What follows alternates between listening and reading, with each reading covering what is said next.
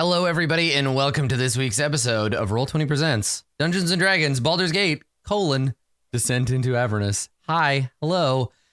This is the 1 week, I guess there's 2 of them every year. This is the one of the 2 weeks every year where everybody just seems very concerned with what time it is. So congratulations for showing up on time, everybody, and for not thinking that it was a different time than it actually was.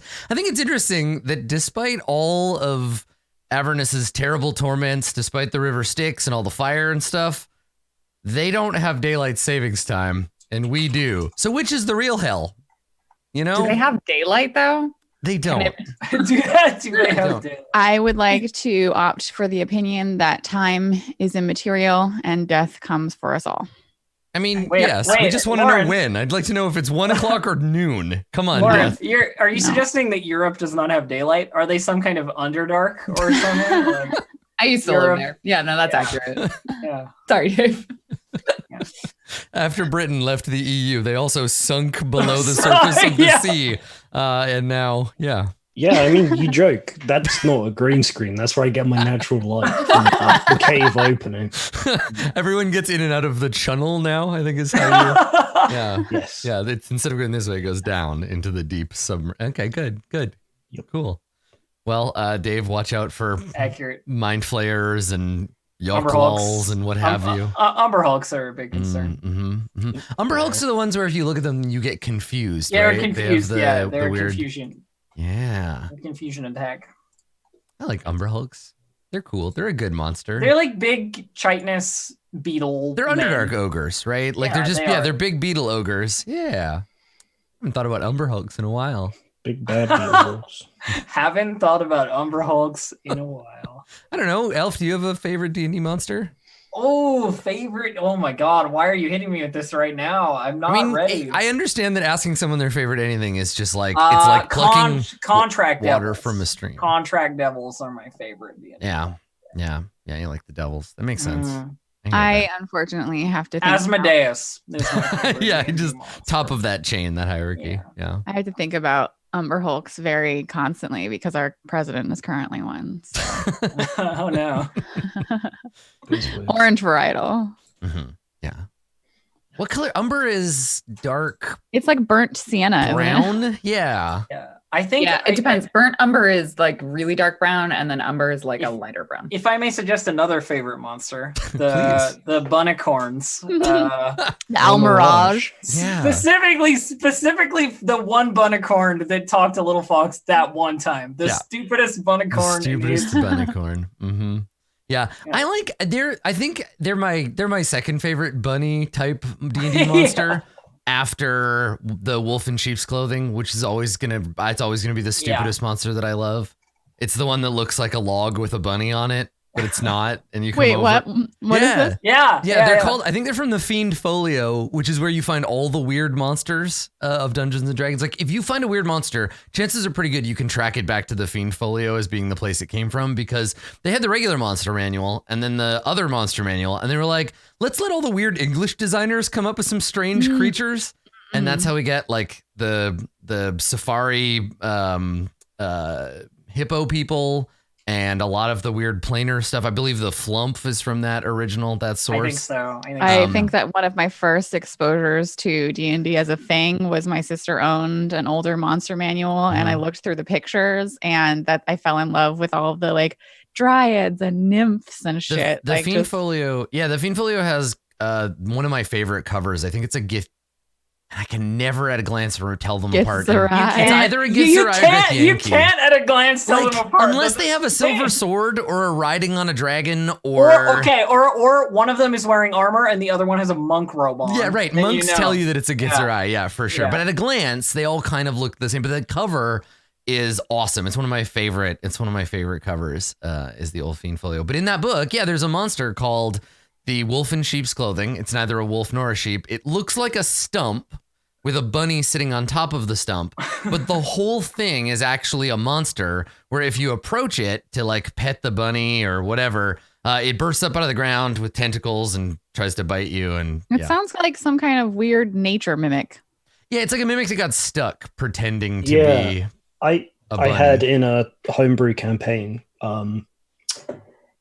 a chain of like small taverns and inns that were owned by mimics, and they would replace themselves every now and again with an entire like rest stop building. Yeah. The entire thing was a mimic, and they would just like change one that was super out of the way and like put the actual building somewhere else, and people would come in and be like, oh yeah, and then they just get killed, and then they replace it with a building, and that was like the whole thing. It was great. I love the idea of like mimics that aren't just treasure chests or chairs or whatever. Like the idea of a mimic being a whole building, or like, I don't know, an entire planet or something. That stuff's great. I love it. Yeah. Wasn't that a part of the new Guardians movie? The entire planet was a mimic. Spoilers. Guardians of the Galaxy 2. I don't remember Guardians of the Galaxy 2 like at all. That entire movie just went in one ear and came out the other. It's just like a fever dream. I think that the whole planet is a mimic, from what I remember. It kind of. I get he was weird. He was. Thank you, Lauren.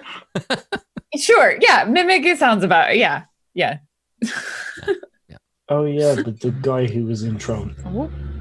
Yeah, I remember. Yeah. Jeff Bridges. The guy who was in Tron. Yeah, Jeff Bridges. That's what I know. You forget it was Kurt Russell. I forget that Dave is a baby. Kurt Russell and Jeff Bridges, very similar, technically different. Oh my god! Now I'm thinking about Jeff Bridges movies with Kurt Russell and then vice versa. One. Like, man, Escape from New York, starring Jeff Bridges. I guess if we're gonna do the straight switch, that's pretty good. I actually made this mistake about Jeff Bridges. We were talking about Dumb and Dumber, and I thought that the other guy in it, I couldn't remember what his name is, but he's also a Jeff. And for some reason, I just put him in that movie, which also would have been very different. Jeff Bezos. Goldblum. That's where he got his start. Everyone thinks it was like Amazon yes, stuff. I remember. An actor. Weird. Yeah. Weird origin actor of all time. Yeah, okay. Jeff Daniels. Thank you. That was the mistake that I made before. Yeah, Jeff Daniels. Not the same.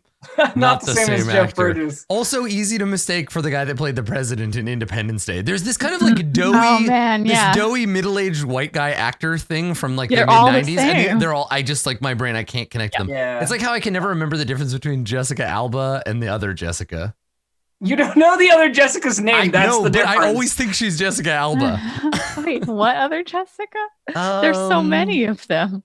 God, like she was Jessica? No, that's like Jessica Biel. There you go. Jessica Thank you. Biel, Ex Machinus knows that I have this problem. I feel like the funny thing about existing on the internet in such a capacity as we do is that like literally chat can be like, I remember for you what happened in your own name of that life. Jessica? It's very I can't helpful. remember. Yeah. It was actually, we were talking about billionaires, and one of the ones in Seattle actually is doing a nice thing to help society by like getting testing for killing themselves. No, harsh. They're eating themselves. Yes, it's like self-war. No, Dave coming out for the billionaires. Holy shit, Dave. Listen, we know living in the Underdark turns you edgy and weird, so it's already happening. That was good. But that is nice. It's nice to see. It was shocking. It was shocking. I know, right? Like, wait a second. So our society is like fucked up in a way, and someone's actually doing something to try and help? Question mark. But didn't also like, I'm thinking about billionaires trying to do helpful things. Didn't Elon Musk like design a special submarine to save some people? And then when everybody's like, it's okay, Elon, we've got it. He was like, get out of the way, nerds. I've got a submarine. Pretty much. That's pretty much what happened. Like, I mean, we're all trained rescue workers. And he's like, yeah, but I'm a billionaire with a submarine. So get out of the way. I'm basically Batman with a submarine. Yeah. I'm sure Batman had a submarine. Oh, definitely. He definitely did. The Batboat. Yeah, the Batboat. Yeah, there were several. If you think of any object and put the word bat, if you want an amazing suite of bat vehicles, Batman Forever has you covered. It's got the Batboat, it's got the Bat Plane, it's got the Batmobile. It's great. Is that also the one with the bat nipples?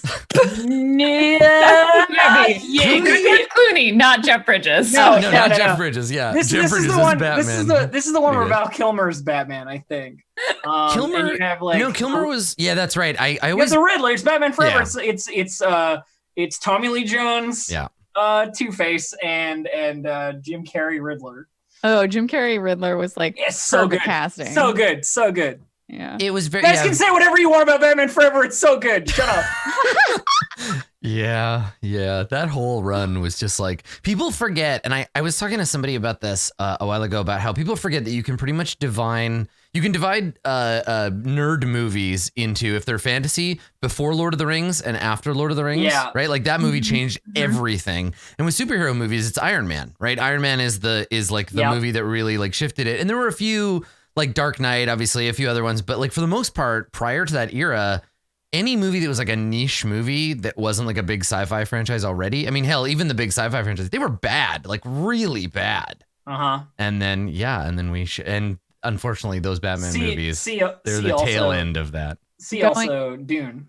Really bad. Right? Yeah. Well, going back and rewatching Iron Man, like that was a really, really good superhero movie. It's a good movie. Like it's still very good. I think that they probably did one of the best casting I've ever seen. Casting Robert Downey Jr. That whole movie, like, And Jeff Bridges. And Jeff Bridges is actually in there. Yeah. Full circle.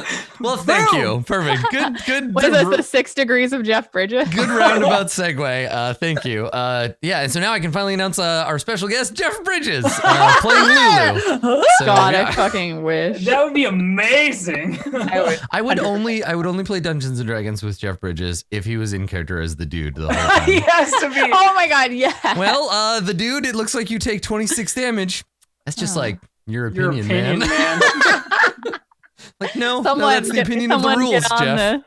Yeah. Someone get on this 6 degrees of Jeff Bridges. Somebody knows Jeff Bridges. That's fine. We got like 400 people in chat. One of you has at least 2 degrees. I thought you were going to say one of you has to be Jeff Bridges. One of you is Jeff Bridges. It's a little known fact, yes, that if in any Twitch audience, 400 people. Yeah, in any Twitch audience, 1 in 400 of them will be Jeff Bridges. How many Jeff Bridges have you So if met? you have an audience of like 4,000, you got yourself a bunch of Bridges. So many. No, that's the other game. That's Death Stranding, Adam. Yeah, right. Different. Yeah, right. Many Excellent. Bridges. Well, good pre-show, everybody. Congratulations. Nicely done. Well done. I haven't lauged that hard for a couple of weeks. So I believe the last thing that we saw, I like that the chat is now full of Spartacus Jeff Bridgeses. I'm just waiting for someone with the username Jeff Bridges to be like, "You guys talking about me?" Yeah. So yeah, last time we saw y'all, we were outside the appropriately named Demon Zapper. So I think probably the start of this episode is a fade in on that self-same edifice, right? We see the Demon Zapper rising up out of the blasted plains of Avernus as you are pulling up to it in your big demon wagon. And I think from here, probably the shot is that you see, so it's a stone and metal tower. There does seem to be an entrance in the front. I mean, there's a door on the front. No sign around of anybody guarding it, or like it seems to operate on its own, right? It's not a machine that anybody has seemed to be focused on. It's this big kind of abandoned looking gnarled tower, but at the top, radiant light cascades from the top of it. It's got these mandibles, and then in between, as you can see on the map, in between, there's a perfect sphere of white light, and it is glowing. And as you watch, you see some flying creatures up at the top, some little specks, fly towards it. And when they get within a certain distance, there's a sudden flicker of light, and an arc of radiant energy leaps from the sphere, hits the little cluster of flying creatures, and they turn into dust in the air. And so as long as you're around here, every once in a while, you hear that kind of background, that like snapping sound, maybe accompanied by a cry of surprise. And this place seems to be drawing demons to it and then blasting them when they arrive. Lulu flies around in an arc back to the vehicle as you're pulling up and hopping down. And and so she's like kind of looking around, but you can tell that she's nervous because she's only being slightly more obnoxious than usual, right? Like she's kind of sticking close to you and like muttering to herself nervously. It hasn't triggered any specific like revelation for her, but she brought you here and she seems to be trying to remember it. What do you want to do? You said that this place would somehow lead us to Zariel's sword, right? I think so. It seems so familiar. Maybe we need to go inside. Or Are we all the way up going- there. Are we going to be? She looks at you, judge. She looks at you judgmentally and doesn't say anything. You're not a demon. You'll be fine. How can it tell the difference? Bryn shrugs. Magic. Yep. Yeah, actually, as soon as the car pulls within 20 feet, you're all instantly killed. So Oh God. it's so weird. You chose the bad ending, so now we got to go back to the beginning and start over. Oh God. I mean, if a demon and a Please, no. creature that was not a demon had, children and it was like half demon, would that be zapped? And then what about a quarter demon? Right? What Are about an eighth? tieflings of Oh, here's a question. So Are tieflings of Baphomet gonna get zapped? do those exist? Yes. Like, okay, so it's Abyssal devils. You can be a tiefling that's a Abyssal tieflings devil or a definitely- demon. Yeah, okay. definitely exists. Yeah. Okay, I wasn't totally sure. Well, so let's extrapolate this. Let's imagine that this thing does use alignment, right? Man, now I that wanna it detects chaotic evil fiends and blasts them with magic, right? Let's assume it does that. Theoretically, you could make one of these that detects evil babies and then just annihilates them as soon as they're born. You put one of these in the baby ward of a hospital, problem solved. Your civilization, nothing but good guys. Adam, I'm just gonna Here throw you go, ma'am. It's a cloud of dust. Sorry. I'm just gonna throw it out there, but now that we've mentioned abyssal tieflings, they're not canon anymore in 5e. Well, that's a shame. I'm gonna play them anyway. Abyssal tiefling of Zugudmoy. Okay, Yes. fungus And tiefling, spore I druid. was gonna Be say spore awesome. druid. Yeah. There you go. Like it makes sense that there would likely be more devil tieflings because of Because lawful. incubi Well, I mean, and succubi, and like often they'll just be like, hey, in exchange for your firstborn, you can have this thing you want or whatever. So Well, there's also the thing of like you could just be a half elf, and what's the other half? Whatever you want. Dwarf. technically, yes, half elf is short form of half elf, half human. There's no in this. I there's mean, no half but you could because it doesn't do anything. You could fictionally say that you're half elf. I refuse. demon. I refuse to live in a world where a half elf, half human, and a half dwarf, half elf have the same mechanical benefits. I don't want to live in that world. I'm not interested. But if you wanted to make yourself a custom half elf, half dwarf, you could. But Who Listen, decided it Humans was are the best only- at having sex with everything. it's I was true. curious. Yeah. Who Listen. decided it's like demons and devils, orcs, elves, but nothing else works? Yeah, like I figure. Like angels, I guess, as well. I figure humans can bang just about anything, and can create like viable. They're a plague, right? That's the idea. But for some reason, you know why? The reason that we only have. The Agent Smith voice, like Thank you. Yes. coming out there. Well, one so or two secondary. words, I Here's like it. that's actually a really apt analogy because speaking of Elrond, that's why we have half elves and nothing else because Elrond yeah. was a half elf. Because Elrond. So they've just if there was a famous half dwarf or a quarterling, There just aren't. there just weren't any, and so that when the material was made, then it wasn't a thing. But God. yeah, Can I also put out there tiefling of Jubilex for that slimy tiefling? Goodness. Ooh, just like walking around with like a It's slime. like very. you could very definitely ooze. steal. You could steal rules from related. Simic hybrids. To Ooh, make I us would- Oh the my god, I'm squiggly gonna tiefling. do that. I'm gonna do it. I'd allow do it. Next game. So anyway, Demon Zapper. All right. Yeah, I will so- kill Sathra, and you can just do that right now. I love, will. the, I I'll love do the it. idea that the characters are having this conversation. Like, can you be a Well- half dwarf? Do those exist? And everybody's just chatting. Just sort of walking towards it, nodding. yeah. I'm exactly. just, I'm curious, and I think that it makes sense for November as a tiefling to be curious as well. Oh yeah, totally. Okay. Anyhow, yes, walking I towards guess we Onwards. need to be closer. Okay. So Towards. closer we get. Yeah. So you approach, and as I mentioned before, like the ground around here is stained, as if by a great deal of blood having fallen from the sky, and so the same as the tower itself is stained dark with more like ichor. It's not a healthy looking place to be, but like I said before, you can approach without any like human intervention pretty easily. Is there a door? There is, yes. Yeah, there's it's an archway more than a door. So this is a tower that is actually a building and not like just the zappy part. Yeah, it's a tower and not just purely an antenna. Yeah, like a lighthouse, except. I was thinking of. Thank you. Yeah, exactly. Yeah, it's like a lighthouse. Yep. I was thinking of just like antenna. So okay, that makes sense. Yeah, I guess we could go in and see who's zapping everybody. It's a weird old man. There's only like Suddenly everything's in black and white. Willem Dafoe farts near you. Okay. All right. So you approach the entrance. And as with the rest of the zapper, there's no signs, there's no runes etched into the walls. It seems like all of the significance of this building is upstairs. So yeah, if you want to go in and take a closer look, you're welcome to. Yeah. Okay. All right. So entering the base of the demon zapper, it's a circular, basically featureless room. There's no windows. It's dark, save from ambient light coming in from outside and occasionally from above as a result of there's a big stone staircase in the middle that winds up. Every once in a while, there's a flash of bluish white light that comes down from up above.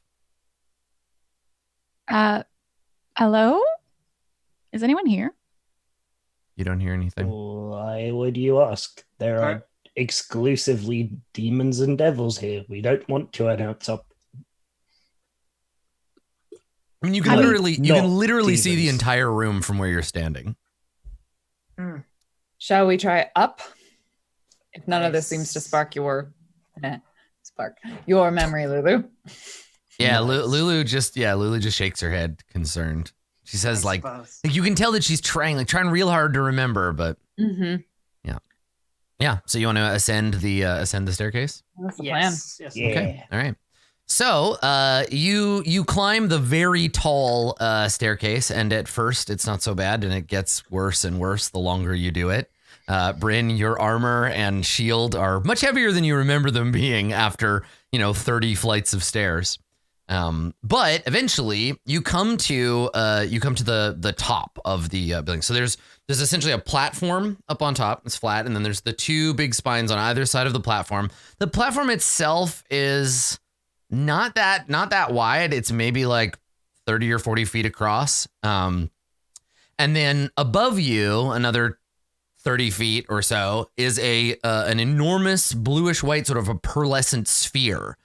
And inside the sphere, through the sort of cloudy surface, you see a horse.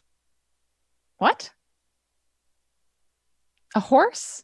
Yeah, it's hard to see because there's like opalescence, but there's a horse. Nightmare? It's the shape of a horse. You can't really. There's a kind of a obfuscation happening because of the surface not being purely transparent. A horse? Have I ever in my entire life heard of a glowy demon zapping horse? You could make an Arcana or Nature roll. Like a nature roll, I guess. Do I know of horses that zap devil can't get or a 14. demons? No, you have never heard of a horse that shoots demon killing beams. Definitely not.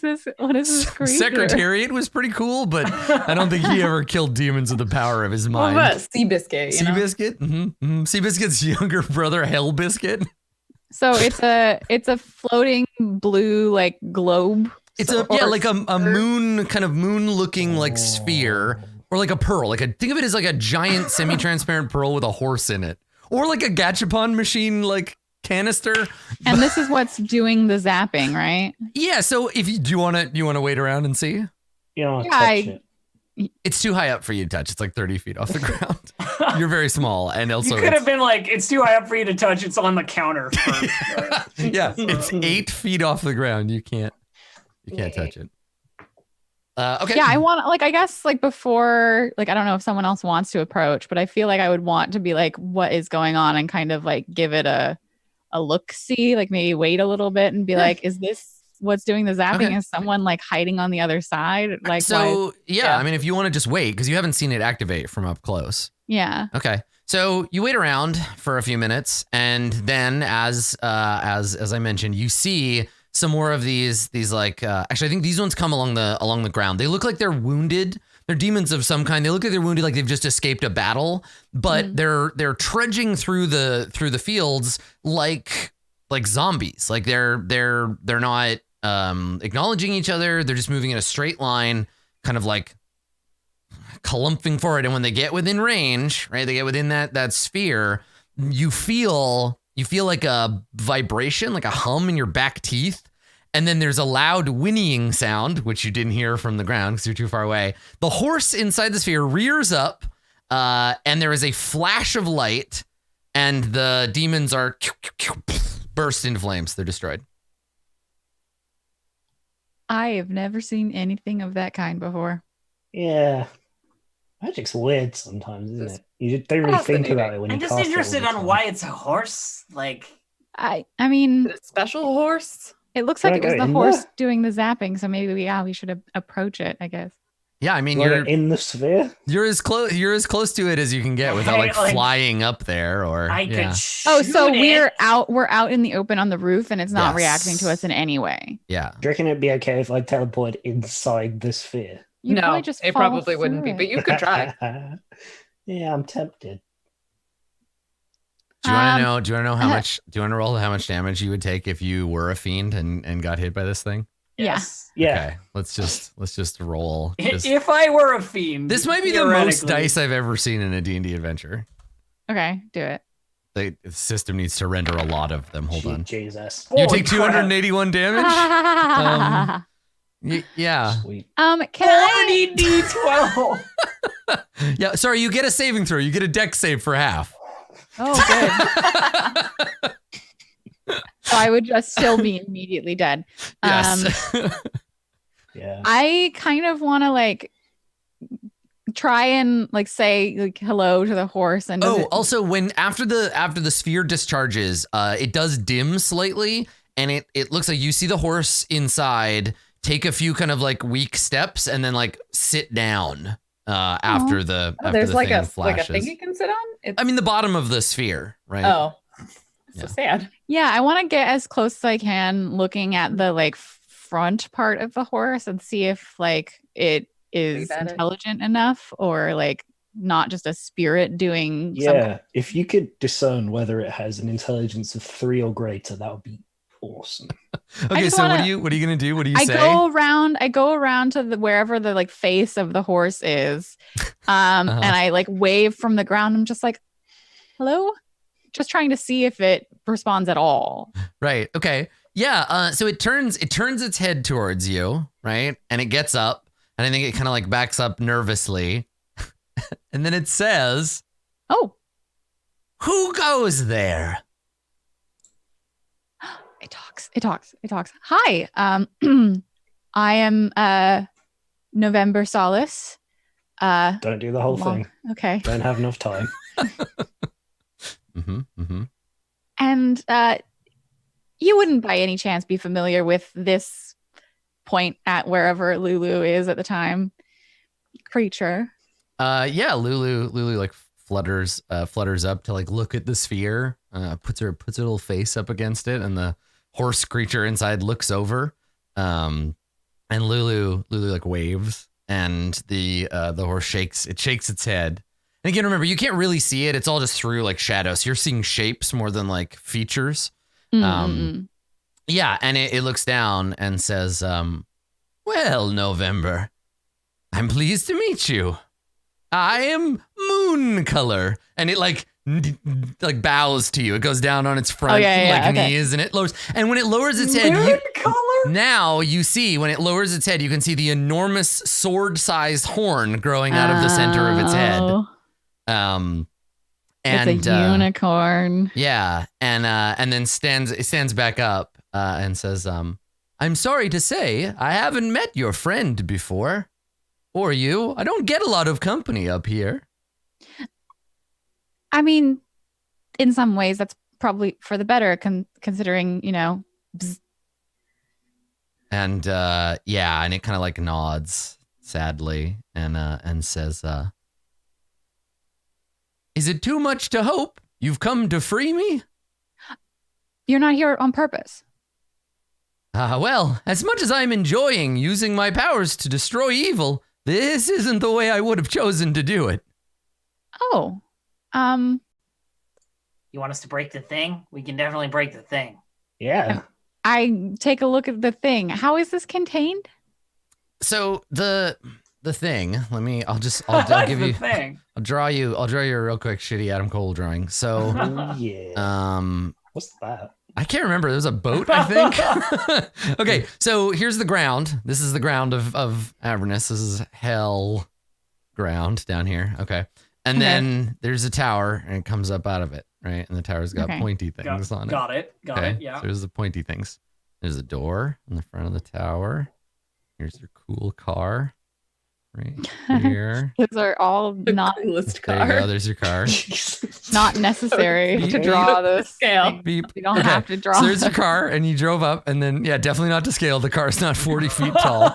I'm pretty sure it's to scale. And then so there's like a horse orb up here. like horse orb. So there's the horse orb just floating in the air and Horse shooting orb. cool magic lightning bolts at stuff. And so you, my tiny adventurer friends, are right there. So is it I guess like this would be an investigation? It depends. What are you trying to do? At this moment, I just like the unicorn moon color was like, "Will you get me out of here?" So I guess I just want to take a quick glance at how this apparatus is containing said unicorn. You're Hold on, drawing I'm the horse. draw a unicorn. Okay, You there. are just really good at That's this. what a unicorn looks like. Perfect. Yeah. Okay. So Is that the top-down view? yes, except the unicorn's laying not on laying its down. side. No, so I have to hold on. We have to do this to indicate it's a blow up of that. There we go. Okay. So anyway, you want to look around and see if you can just figure out like that's it. There's no mechanical apparatus. There's no it's a big glowing sphere of magic. So probably as Bryn said, the way it works is magic. Magic? How much do you Oh. want to bet the curving sides of the top of this tower have something to do with holding the orb up? Because if I had to bet, I would bet if we broke that, it would fall down. Yes. Is this like a magic orb? I mean, Like we know Brock throws someone it at who's that? we know someone who's fairly good at magic. Are you? We all look at Cicero. Are you like bound in that orb? What if we just teleported you out? Is that a thing? Would So Moon Color says, well, no. Unfortunately, if you could just teleport me out of here, well, it'd be done already, don't you think? Unicorn goes missing, people start to wonder. I had friends once, long time ago. They came looking for me, but, well, this place will chew you up and spit you out. I'm so confused. Even when you could shoot lightning that does as much damage as 40d12? It's a D12. Yeah, the unicorn is like, yeah, you'd think if they had a weapon of this strength, they would just use it on, like, I don't know, Orcus or something, but what do I know? I'm just a unicorn. I guess I will take a look and see if I can discern the magical way in which this is being held aloft. Yeah, like if November and Sosorova, if you want to both take a close look at it and try to like guess how this thing works or what the deal is, yeah, you make an Arcana check with advantage. I presume Sosorova has a higher Arcana. I was kind of trying to hint at that, November. but it just didn't happen. I was waiting for a break so I could say things. Well, there We was a lot of literally- unicorn there. We literally gave it to you. Yeah. Yeah, all right. Rock and roll. Advantage. What is an orb? 15. That was pretty terrible with advantage. But a 15 with Sure was. Arcana, yeah, Sathrow's right. It's the structure is what's keeping the unicorn contained within I'm this sorry, I've watched Lord of the Rings. within the I sphere. know Yeah. So the structure, towers. the structure itself is I know keeping how the unicorn. towers work. If you break the antenna of this thing, if you go over there and just start smashing on it, it'll almost certainly break the spell, and then the Okay. unicorn will fall 30 feet and probably break a leg, and then you'll have to send him to the glue factory. Hold on a minute. No, you don't have to send horses to the glue factory in a fantasy setting, Adam. It's not a horse; it's a unicorn, Yeah. and they're obnoxious. So I mean, Sure. every Oh, good. NPC is More- obnoxious when you're the GM. More positively charged, obnoxious. Yeah, Fucking Lulu and Celestials. Mooncolor become best friends and they never part. That's what I need in my life. Mhm. Yeah, I let's go knock this out. Whoa. There is a delicate balance going on in the war between demons and devils right now. Do we actually want to stop killing demons in the vicinity of this? Actually, I don't really. I mean, Is this a key? So when you strategic when you say location? that, Mooncolor says, well, that's the conundrum, isn't it? I mean, my magic doesn't exactly discriminate.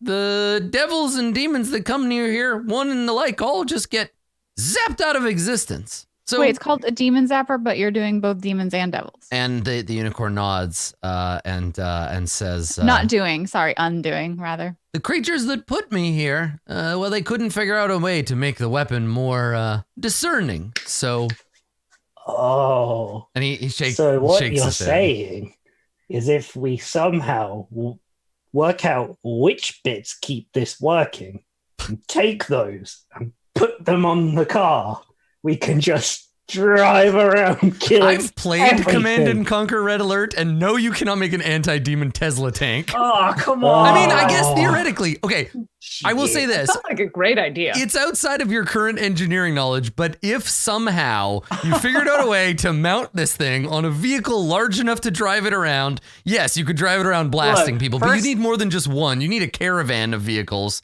and then have to excavate the thing and put it on, like, I mean, you know, future plans. But Let's go talk also to you Mad can- Maggie, get her to bring her entire gang of shit over here, and then just do that. That Wouldn't they sounds just like great. kill us? Is she a I demon? no, I No, personally she's a hag.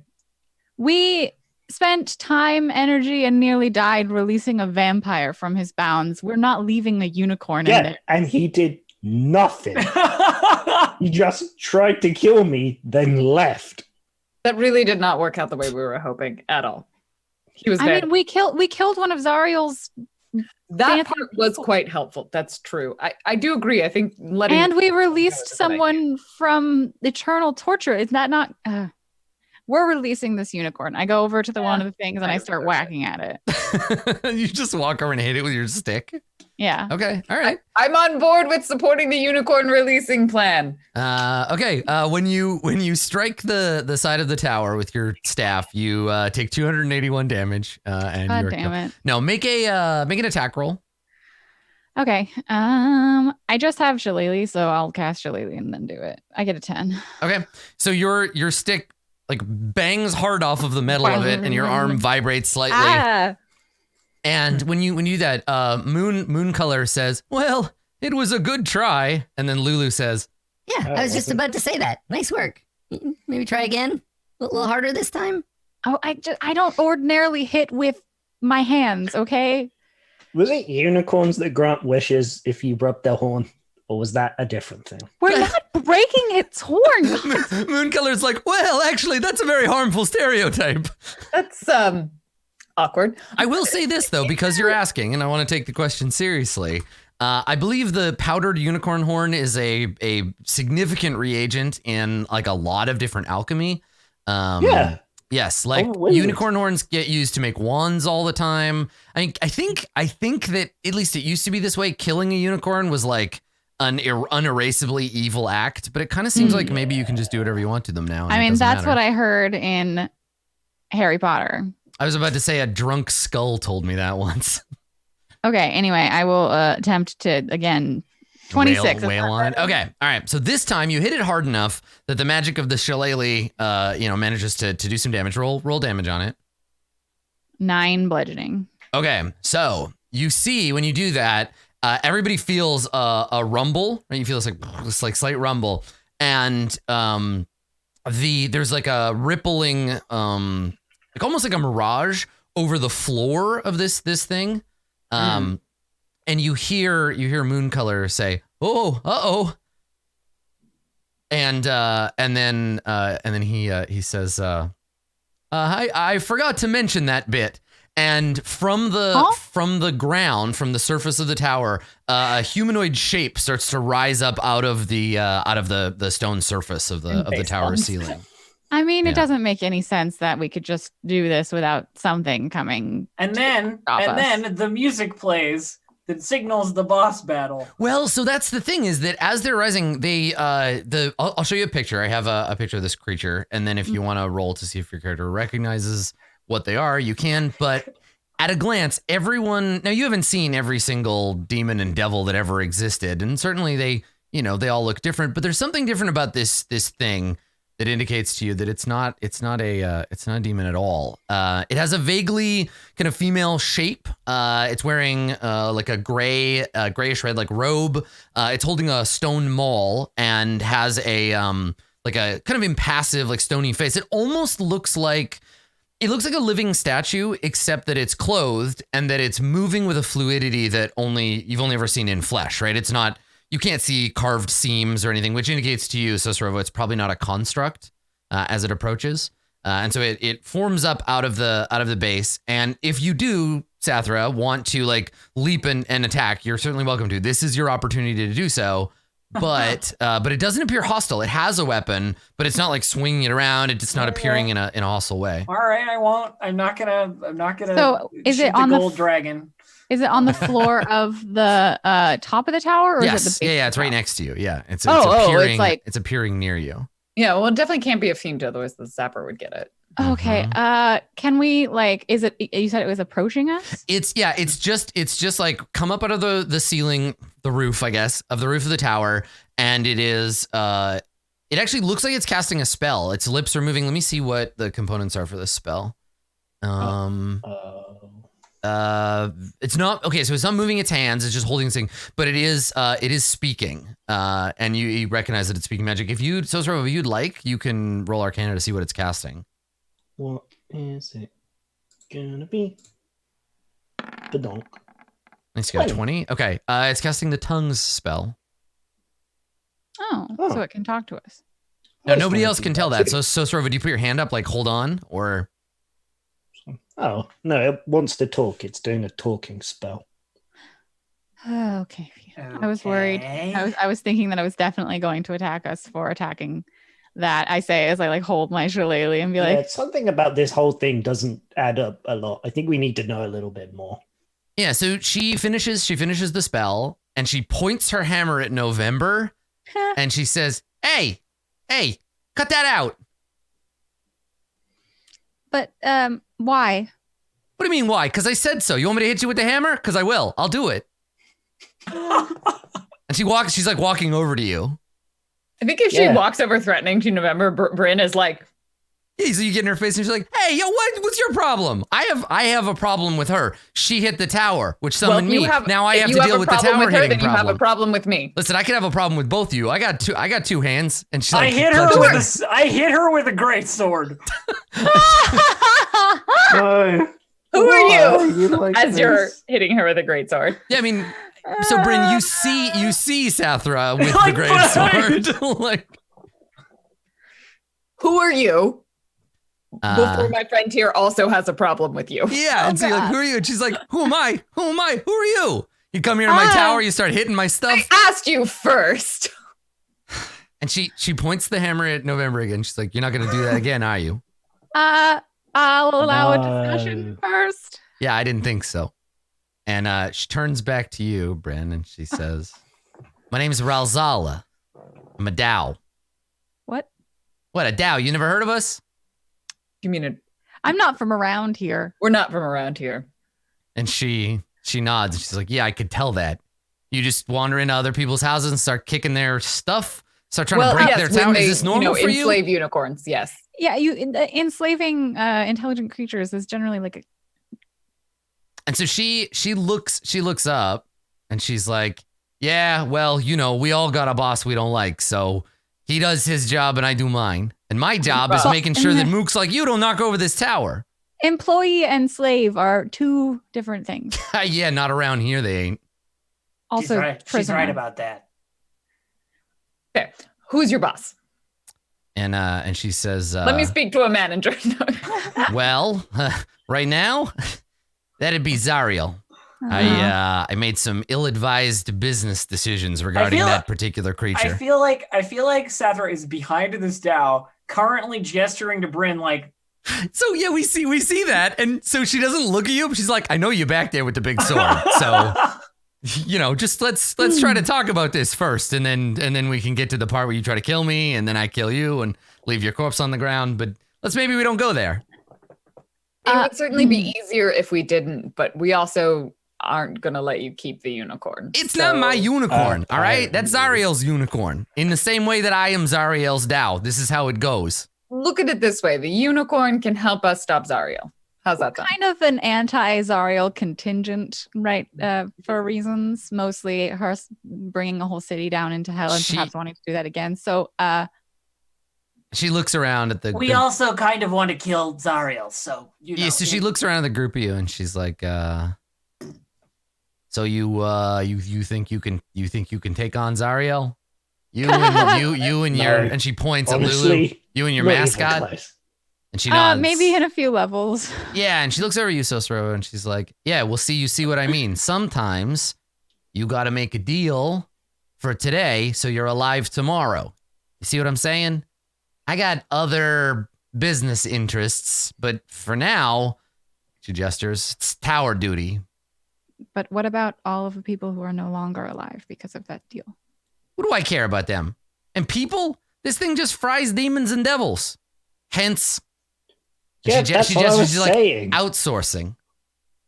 It's great for it to be here, I think.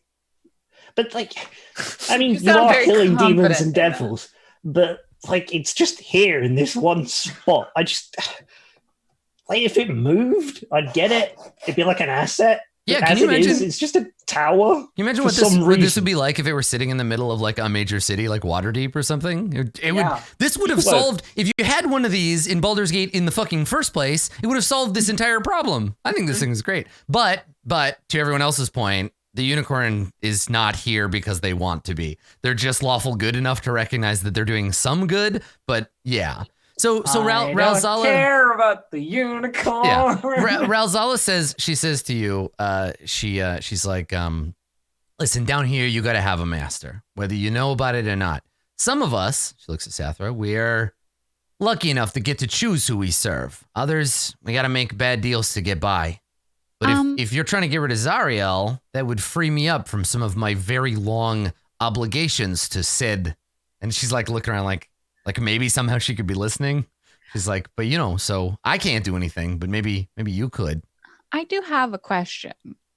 Isn't Zariel kind of in charge here? Why would she want demons and devils to be killed? Well, I mean, technically, she's sort of in charge. It's how it works down here. It's complicated. Bell used to be in charge. I think he's on the rise. I think my man Bell, I think he's going to be the next big guy around here. I think it's time for him to come back. You get rid of Zariel, you are going to have a friend in the forge. Speaking of Bell, do you know anything about some adamantium bars that he's missing? Adamantium? I haven't seen that stuff in forever. Oh, yeah, I'd love to. You know where I could see some? Because I get my hands on that stuff. Woo, it's a fine material, I'll tell you what. Can you hammer? Yes. Yeah. That doesn't answer my question. No, the answer was no. Was the answer you were okay, looking for? thank No, you. I don't know nothing about that. Oh, great. Okay. No, but really, actually, why? Why what? Why imprison a unicorn to zap both demons and devils right here randomly in the... Yeah. All right, listen to me, Cudgel. I got to tell you, I've been around 1,000 years. I've seen some shit, all right? And the only thing I learned in 1,000 years of being alive, granting people wishes and shit, nothing makes any goddamn sense, especially down here. Don't try to figure it out with logic. You're just going to confuse yourself. This one's the one you want for wishes. And she turns to you and she's like, spare? Yeah, I'm fresh out right now. She puts her hands out. But if you helped me, I might be able to help you. You scratch my back, I scratch your back. Maybe we free a unicorn. Maybe we change management around here. Someone around here who's actually offering to give us something back for doing these ridiculous deeds of goodness. And yeah, You I and say I we help her have- out. Again, I really did think that we were going to get more out of the vampire. Well, I I and don't was know. when you right. say All that, time. Ralzal's like, you can't get nothing out of a vampire. They're a one-way street. Come on, making deals with vampires. What are you thinking? well, you don't always have to get something out of doing a good deed. You know that, right? let's be honest. That moment was perfect. Everybody just looks. Everybody just looks at each other like, what? I'm changing my alignment to neutral good. I fuck all of you. That's totally fair. perfect. It's I so think good. Bryn's like, realistically, even people who do it for altruistic reasons are doing it because they like that warm, fuzzy feeling. So is that really? I'm Right. sorry, was freeing that vampire warm and fuzzy to you? No, Again, he I tried thought to I was- suck my I blood thought he was out. going to help us. Just throwing it out. And he was To just be an asshole. fair, the vampire was a lot more attractive than the horse is. You also What does don't that do have to do good with deeds anything? because you're physically attracted to the Just- people you're Yeah, no, doing that's them true. for. Just throwing it out there. But the sword is still on the table. We can solve this the direct route instead of all this other bullshit. Nah, she knows stuff about what's going on. And yeah, Ralzella looks at you and she's like, okay. So sure, yes, I see the appeal of a violent resolution to this, but the thing is, you kill me, all that's gonna do is give you an opportunity to knock the tower over. And she like looks over at the vehicle and she's like, even with that thing, that's gonna take you forever. You think Zariel's not gonna come down here when she sees that you're doing this? Except that if Zariel comes down here, she gets zapped by the thing and we all win. Yeah, Does I she don't. count Is as a Zariel fiend? a- I think Zariel's She's a still devil. a celestial. I mean, I don't know. He's right? definitely a devil. Well, Can I you don't think change that- your? I have a feeling that Zariel wouldn't put up a weapon that could destroy her just randomly in the field. She doesn't I have to come. think so. She doesn't Have have you to ever come played anywhere. video games? She doesn't have to come As it anywhere turns near out. this thing. You seen those flying fortresses? You think they don't got guns? They got guns. So What's if a you were gun? trying to play this on the down low, maybe we could make a deal. Maybe you help me. Maybe I help you. If you want to get at Zariel, I got connections. I haven't seen him in a while because, tower duty, but I know Wait, people. you also don't want to be here? She has made that. Yeah, she evident. shakes her head and she says, "No, I made a deal with Zariel, and I would love to get out of that deal and return to the service of Bel. I was working in the forge, I was doing things with my hands, and now I gotta watch this tower. So You I want to don't just like get rid of? I can get rid of curses. Does it count, or is it like slightly different? she looks over It's at you and not she's like, clear. yeah, I appreciate your enthusiasm there, Blueberry, but it's a little bit bigger than that. I agreed to it willingly, so." Okay, well, you said you have contacts. Let's do that part. What the fuck do you want? So she says, Wait, I'm sorry. Wasn't Sather like a spy and a diplomat? Yes. But now she's in hell. So yeah, that's right. Yeah, so she says, look, I can't tell you, I'm bound by magic that I can't tell you how to free me, but I have a friend. Her name is Red Ruth. She lives over there somewhere, a big pile of spiky plants. If you go there and you find her and you tell her Ralzala sent you, she could probably help you out. And if she can help you out and you help her, then she's going to tell you how to help me, and then I'm going to help you help that guy, and everybody's happy. And then you're going to go and kill Zariel, and everything's going to change around here. And I mean, this thing that we're supposed to be following around doesn't seem to have any other leads, so we might as well. Hey, I'm Did- trying. Do you know? Do you I'm know sure you Lulu? Are you familiar with Lulu? I've never seen this person before in my life. I don't know anything. Lulu's like, I don't know her. Yeah, exactly. Yeah. And Ralzala is like, nah, must have happened before me. all right, Red Ruth. Then you said over that way, spiky plants. Yeah, bone brambles that way. Seems like a lead. Is there? Brambles. Typically, folks on this plane tend to react at first with violence. Is there any way to tell Ruth that we're not, enemies before? Like we just rush in 5 strangers and She shrugs. She's like, I don't know. Ruth's crazy. But you say my name. That'll at least help a little bit. What if we tied a message to a harpoon and shot it out of the harpoon gun at her house? no. What's this creature's name? Red Ruth. No. The one that. Ralzala. Ralzala, yeah. How do you spell that?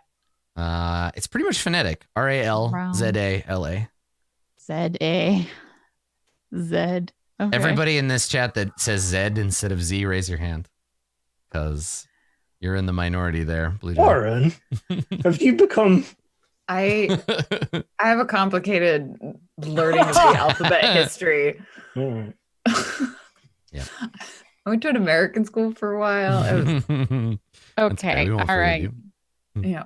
I was also very stubborn, so I wanted to piss people off by pronouncing it the opposite way they wanted me to do it. They're like, it's Z, and I'm like, it's Z, fuck you, I'm right.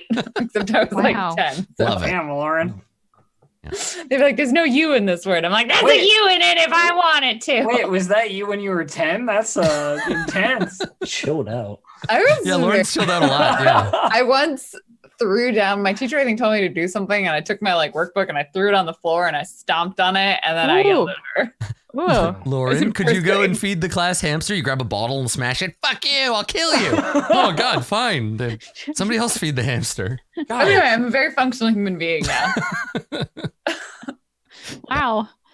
Yeah. Okay. So, do you wanna leave the demon zapper behind and Said Zeta. head out and make your way towards the bone bramble? Yes, to the bone brambles. The bone bramble. Okay. All right. So you head back down to the bottom of the demon zapper. You get back into your badass vehicle, and away you go. So let me get out the things we need to roll. So now let me see about this, because there's no day or night in Avernus, and there's also no distance. But I'm supposed to track coins by hours traveled. So I gotta see about how long it takes to get from place to place in using mapping Avernus. Doesn't say. There's like a mismatch between, because it doesn't take X amount of time. I guess it's just if you get lost, it eats up time. So we'll say every time you travel, it uses like a charge of your coin. Okay. Good. All right. So Ralzala shows you on your map, which is a good start. Shows you on your map where you should be going. The bone brambles. Let me put the label on them. They're over on the far left side of the map. I was gonna say west, but it's not west. It's just left. Over here, bone brambles. So you have to just go through this area here, avoid these sulfur storms, and make your way to the bone brambles. So yeah, you get back in your vehicle, which is continuing to run because of the soul coin. And as you put the hammer down, it screams in pain, and you tear off across the wastes. So it doesn't matter who, but you are traveling to an unvisited destination. So roll 2d4. Somebody, doesn't matter who. Nah, I gotta do my divination though. So I'm gonna do that because I forgot. 7. Okay. Yay. They're not the same. Exactly. So you get there. Okay. Oh, right. It's just like whether they're the same or not. I forgot. Yeah, exactly. Okay. All right. So, when you approach, I'll describe what you see. A maze of warped trees and bone-like vines stretches before you. Calcified corpses merge with the trees, covered in fungal pods that feed on the blood oozing through the undergrowth. Here and there, narrow paths wend deeper into the wood. So there are many entrances into the bone brambles, but it looks like a big maze made out of like gnarled trees. I'm going to put this on the table based on this description. Yeah. Bone Naga, about 99%.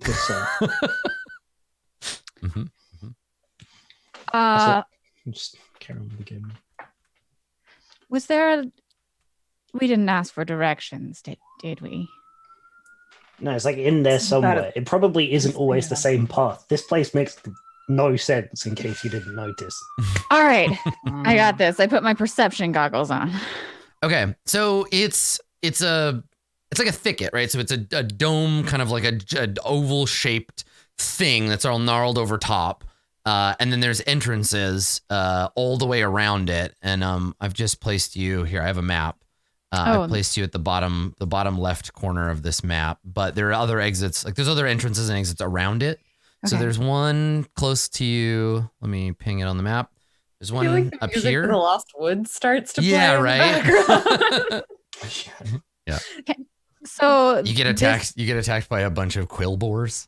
Are we wanting to be subtle about this? Because I could, make us very hard to notice.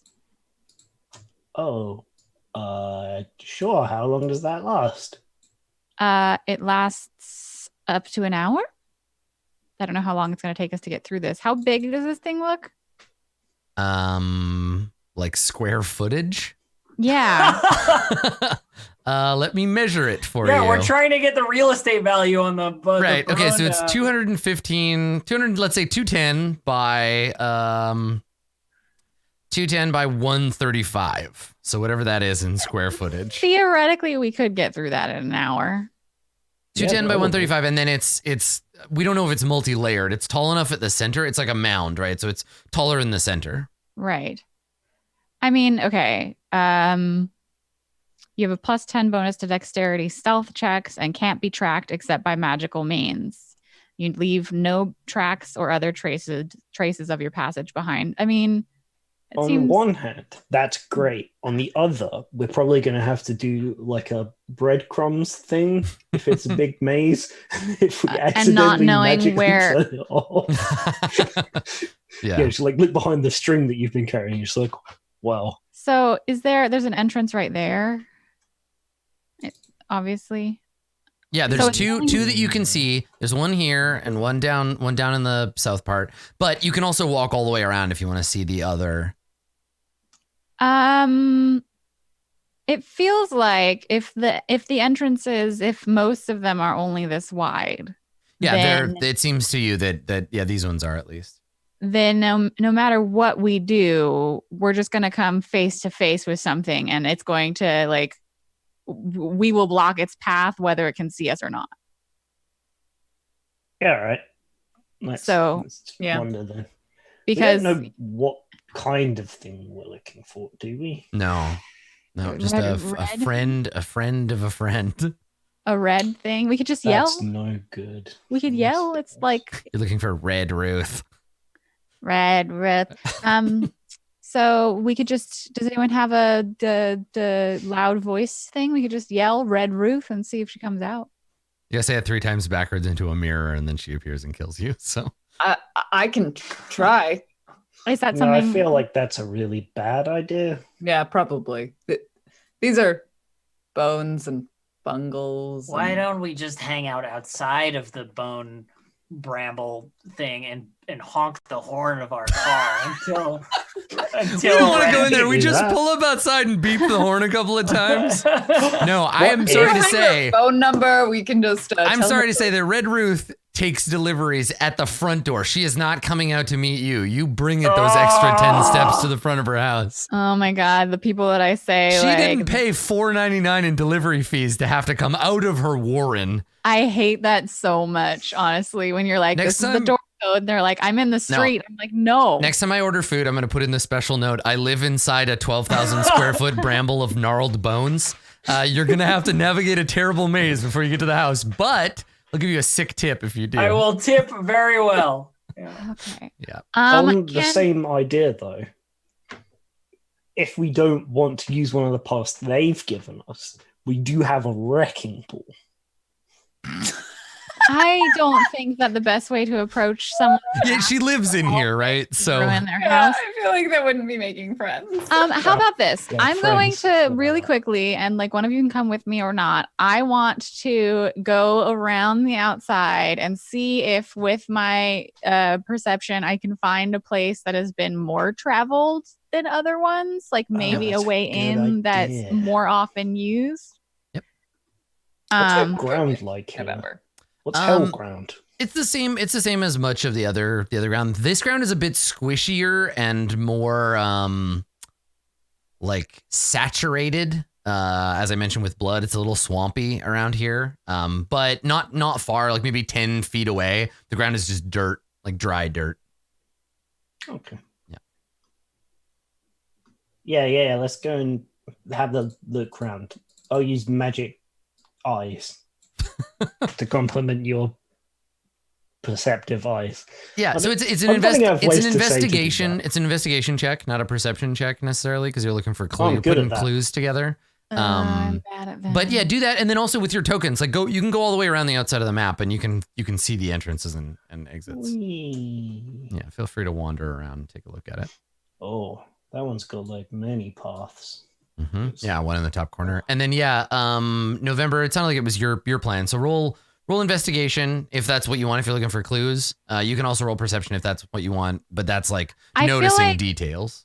I feel like I was kind of going for the like I'm being the like tracker person, and I'll do the putting the numbers together to make the. Well, tracking is Oh, different, right? that's Tracking is survival. Yeah. yeah. So like looking for tracks, you could roll survival. Yeah. I'm gonna roll investigation in a minute. When I'm not saying it's not saving the outside anyway. But now No, I can- don't have the Okay. fog of war turned on. Let me see. Pow. Yeah, I was thinking survival. In terms of like tracking something. So if I could roll that, is that okay? It doesn't matter. I got a 9. It doesn't seem like I'll say this for both of you. It doesn't seem like there's a lot of foot traffic in and out of here. Period. Okay. Does that look like bone snake travel? No. Uh, No, you Well, don't see a lot of okay. tracks either How way. tall is the center of this maze from where we are? Like how much above? Because don't some of you know how to fly? All right, mathematicians of the chat, No, you're not allowed. if there is an oval shape with a diameter of what 200 feet, an oval shape with a diameter of 200 feet, and it has a certain curvature, let's say like a 45-degree curvature, what would be the point of the highest point in the middle? I don't.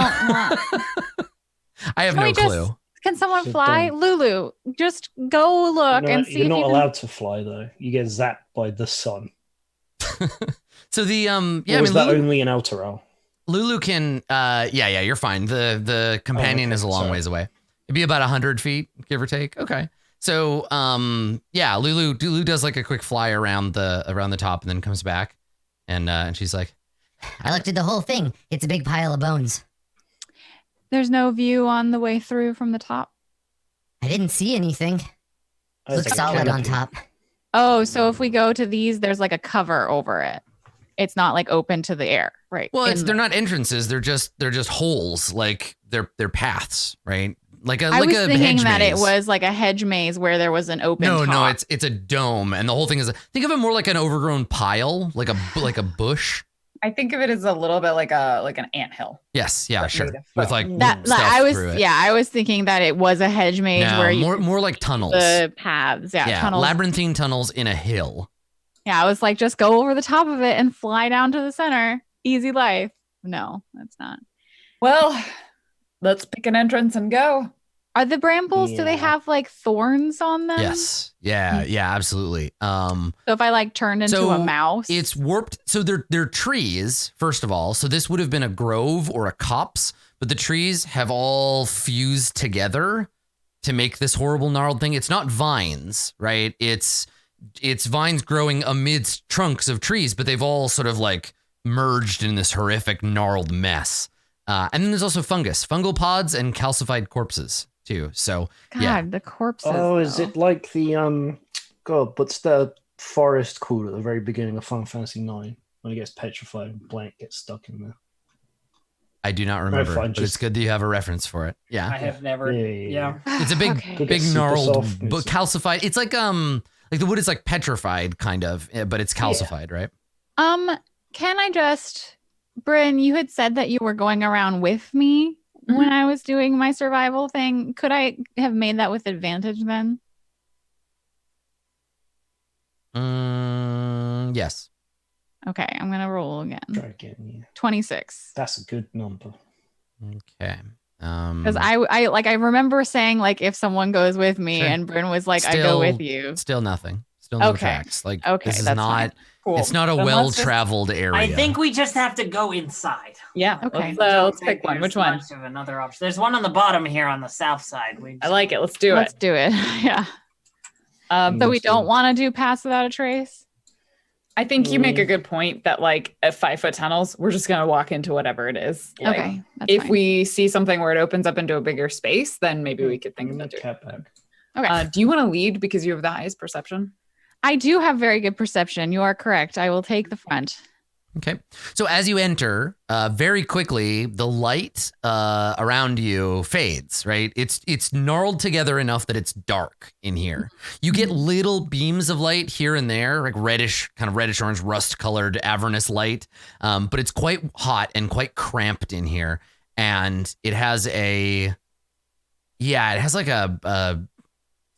it almost feels like a fairy tale, right? Like this feels like going into the witch's woods, right? You feel this kind of, and it might be just natural disinclination to be in a place like this, but it's also, it might be that it's magic, right? You feel an almost Honestly, atavistic sense of like fear. I'm super into it.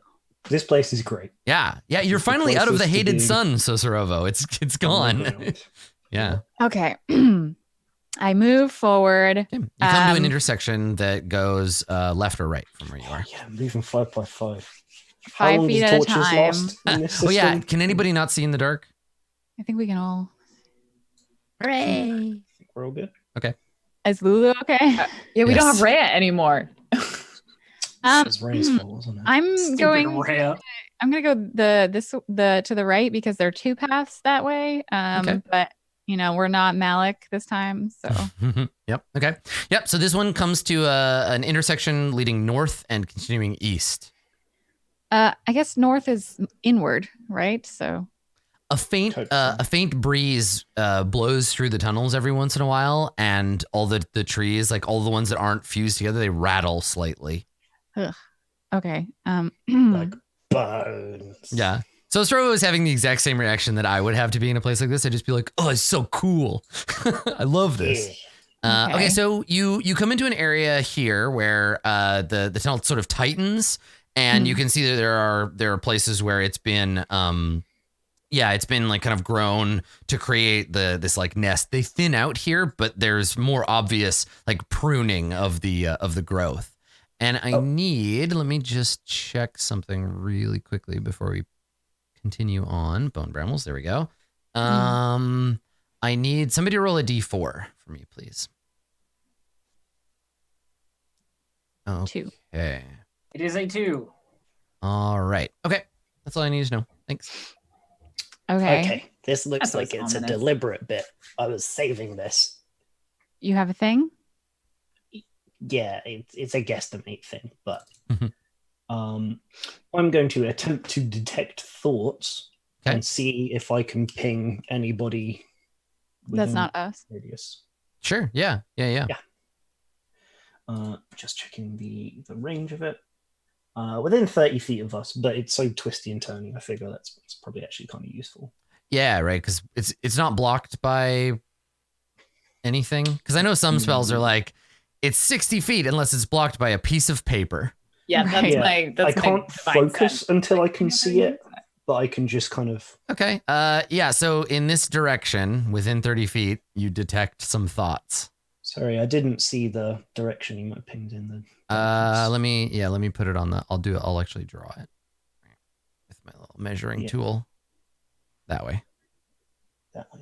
up here somewhere. So within the where we're northeast, going. northeast of you. Yeah. There's something with a thinking over that way.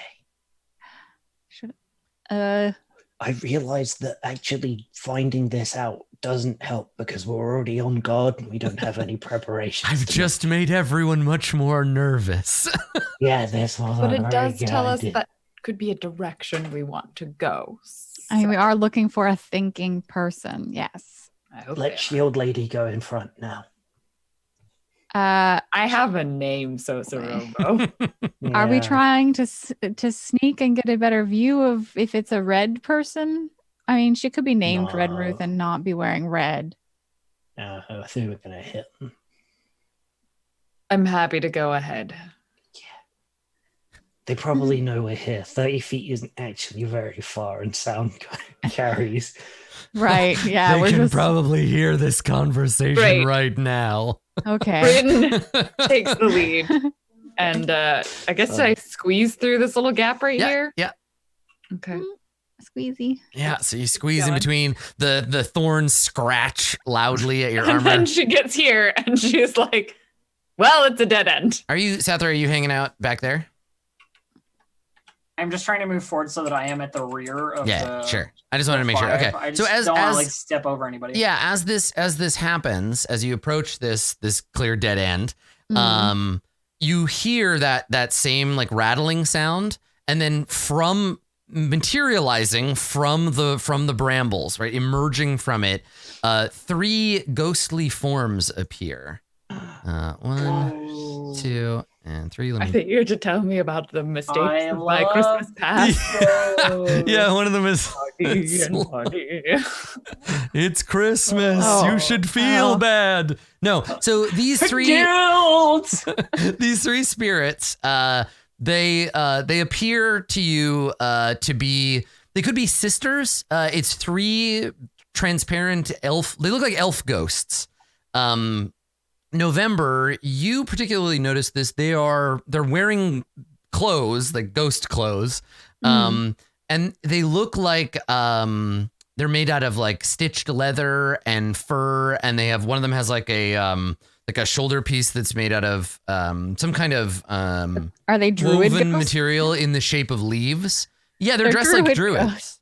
Yeah, they're dressed like druids. But they appear. They float through the walls. They appear immaterially, and I think when we see them, that's where we'll go to our break, rather than cool. start the conversation with these hot gosh. ghosts, and then yeah. So let's take a short break here, and when we come back, we will see what these ghost ladies want. Hot ghosts. Hot ghosts, everybody, hot ghosts here on today's episode of Roll20 Presents. We will be right back.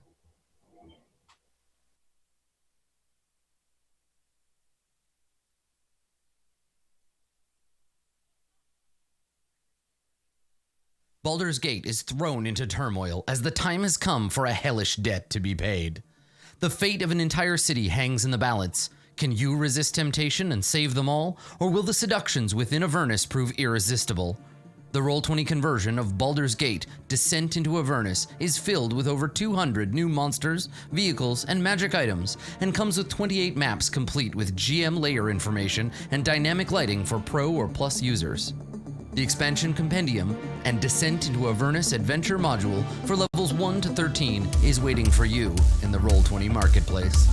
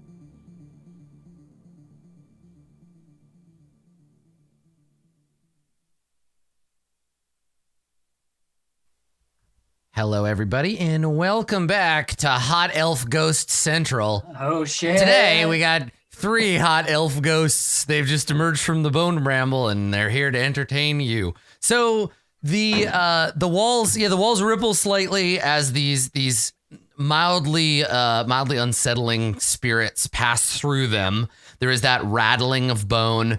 And you're all made suddenly, like, painfully aware of just how claustrophobic it is in here, except for maybe Sosorovo. You feel great. You got all this arm and leg room. Everybody else, Bryn especially, like, you're jammed kind of in the back. And for you, Bryn, I think that's it's especially anxiety-inducing because you're not within 5 feet of any of your friends. So the spirits emerge, and as they address you, which they are about to do, they do so in unison. They all speak at once as they speak to you, and so they move through the walls, and they tell you that your father, the King of Denmark, has been killed by your uncle. And no, so what? the first they come through, and the first thing they Macbeth, say. But Hamlet works too. No. Does Yes. the curse on the Scottish play apply to Twitch streams? No. You don't think so? It's Only inside of a stage- theater. Only stage shows. Yeah. It's not in your home. Well, good. Excellent. Also, Hamlet's better than Macbeth. All the world is. is a stage. Oh, fuck. They you. say that right in the rules, don't they? Is that in the same, or is it a supplemental Shakespeare? Is it? Because if it's in the core book, then it applies. The core book. Yeah. Listen, applying Dungeons and Dragons logic to Shakespeare plays is a totally worthwhile thing to do. Go ahead and do it. So, okay. I feel like the core book is the plays, and then the errata is like The sonnets? Well, it depends. It's like a White Wolf role-playing game, right? They all share the same system, which is the Shakespeare storytelling system. But vampire and werewolf have their own SSS, rules. Got it. So Midsummer Night's Dream and- was just written as a one-shot that somebody just improvised the entire thing of the first time and then wrote it down. I really want to continue this conversation, but I also want to play this adventure. I'm torn. All right, so adventure. Because technically, this is the game we're playing, not is Shakespeare a role-playing game. So yeah, they emerge from the walls, and they at once whisper. First, does anybody speak Elvish? Elvish. I don't think so. Let me check. Pretty sure I do. Nope. Druidic, Common, Infernal, and Sylvan. This is such a 5th edition D&D problem. Does anybody Yes, speak I Elvish? do. Thank you. Does anybody speak Elvish? No, we all speak weird other languages like serpent people and celestial. Yeah. Like, where'd you learn that? Celestial Listen, Academy? nerd, I am a serpent people, therefore that is what I speak. Do the UNT have their own language? No, they don't. It's abyssal. There you go. No, it's abyssal. Get out of here. You'd think they would also speak whatever variant of Common is spoken in Chult, too, right? I'm sure in previous editions there was a UNT specific language. In that, like, there used to be a Kobold specific language. Fuck, man, there used to be alignment There isn't languages. anymore. but that's what I'm saying. Like, they don't now. It's Yeah. just abyssal. Anyhow, yeah. So in Elvish, so Sosrova, you are the only one that understands them. They say, "So alive, such warmth." They're being kind of creepy about the fact that you're still alive. We're all still alive. Yeah, Hold on. Good save. I say, but hold on. Oh God, I haven't spoken Elvish since I took a class like 200 years ago. Donde está la biblioteca? There's a kill cat you. in my pants. Je suis un bonhomme de neige.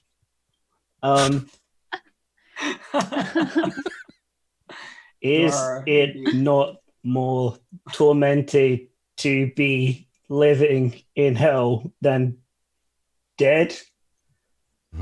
So Try they to trick the ghosts. they turn when you say that and say, "This one speaks the language. Why have you come here, living ones? Is it to feed us?" And while they're saying that, one of them is eyeing November hungrily. The other is like doing that thing where she's kind of reaching for you, Bryn, but not really, where she's just got her hands up and is kind of just like kneading the air, like looking at you hungrily. But they're all speaking, so. No, we seek red I can only think Jenny from Dragon Age. Ruth. Red someone. Red Ruth. I only remember because of the Red Shining. Ruth. Red Ruth. She'll probably be upset if you kill us. She says, they say, I guess, these brambles, ours, our legacy, such thirst for life. Give us warmth, and you may pass. And they're starting to cluster around you to the point where this one goes immaterial and passes through the wall, and now all three of them are sort of surrounding Sosorovo. What are they saying? I immediately move closer. They kind of like want to eat you and like drain the life. They want something that will keep them warm, but probably not fire. Probably not fire? Have we tried fire? Unfortunately. I have a torch that I don't ever need to use. The ghosts, they look at you, Sosorovo, for a minute, kind of like pondering you, and then say, this one, not warm enough, but... And then this one floats again through the wall and appears over here by Bryn. They start surrounding Bryn, but they're still talking to Sosorovo, and they say, Deeply uncomfortable. we would have her warmth before you go. And now all of them are just like touching. They're doing that like not touching Bryn, like just like I'm not touching you. I'm not touching you. like Yeah, just I'm not just touching like hungrily like touching the air near your face and your Do you arms reckon- and like Can yeah. I Do you reckon you light could give them the a torch? little bit of your life, like I did for the vampire? Take one for the team, Bryn. They seem super interested in you. I mean, you said they wanted warmth. Can we just try a torch first? No, it's like metaphorical. I'm How do pretty you sure. know?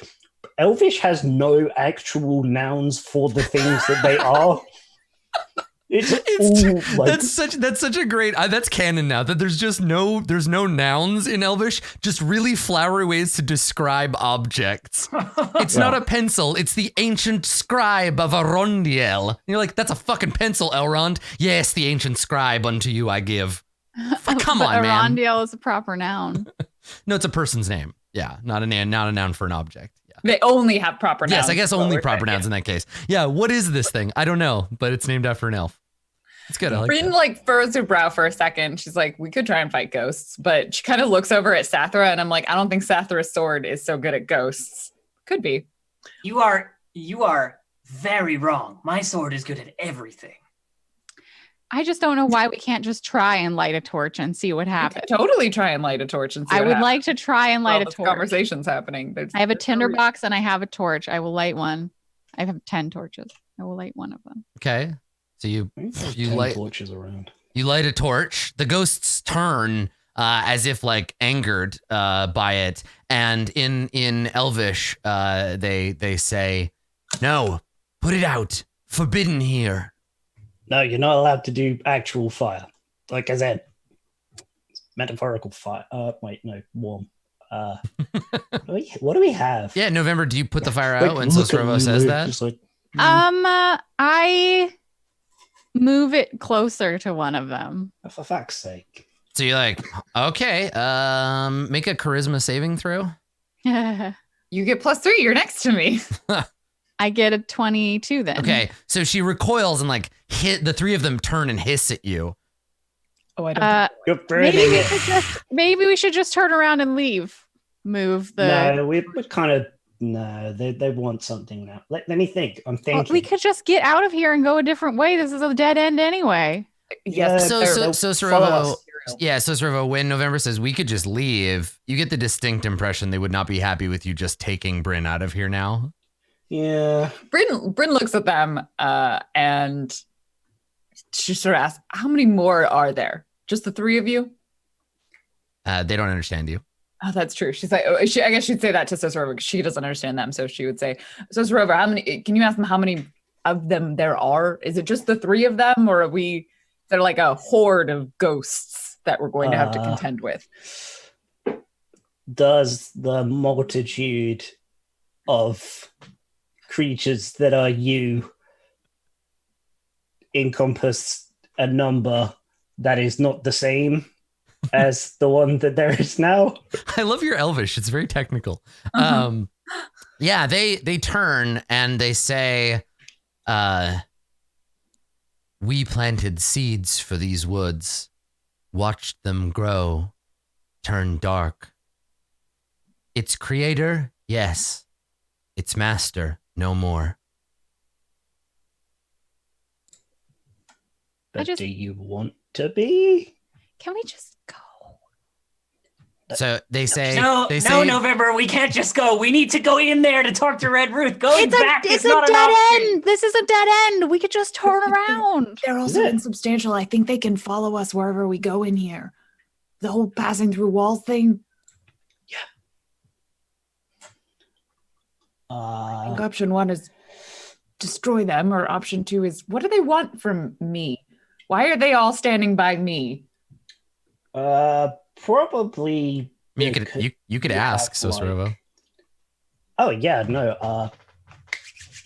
Proportionally speaking, I have 68 hit points. How many of them do they need?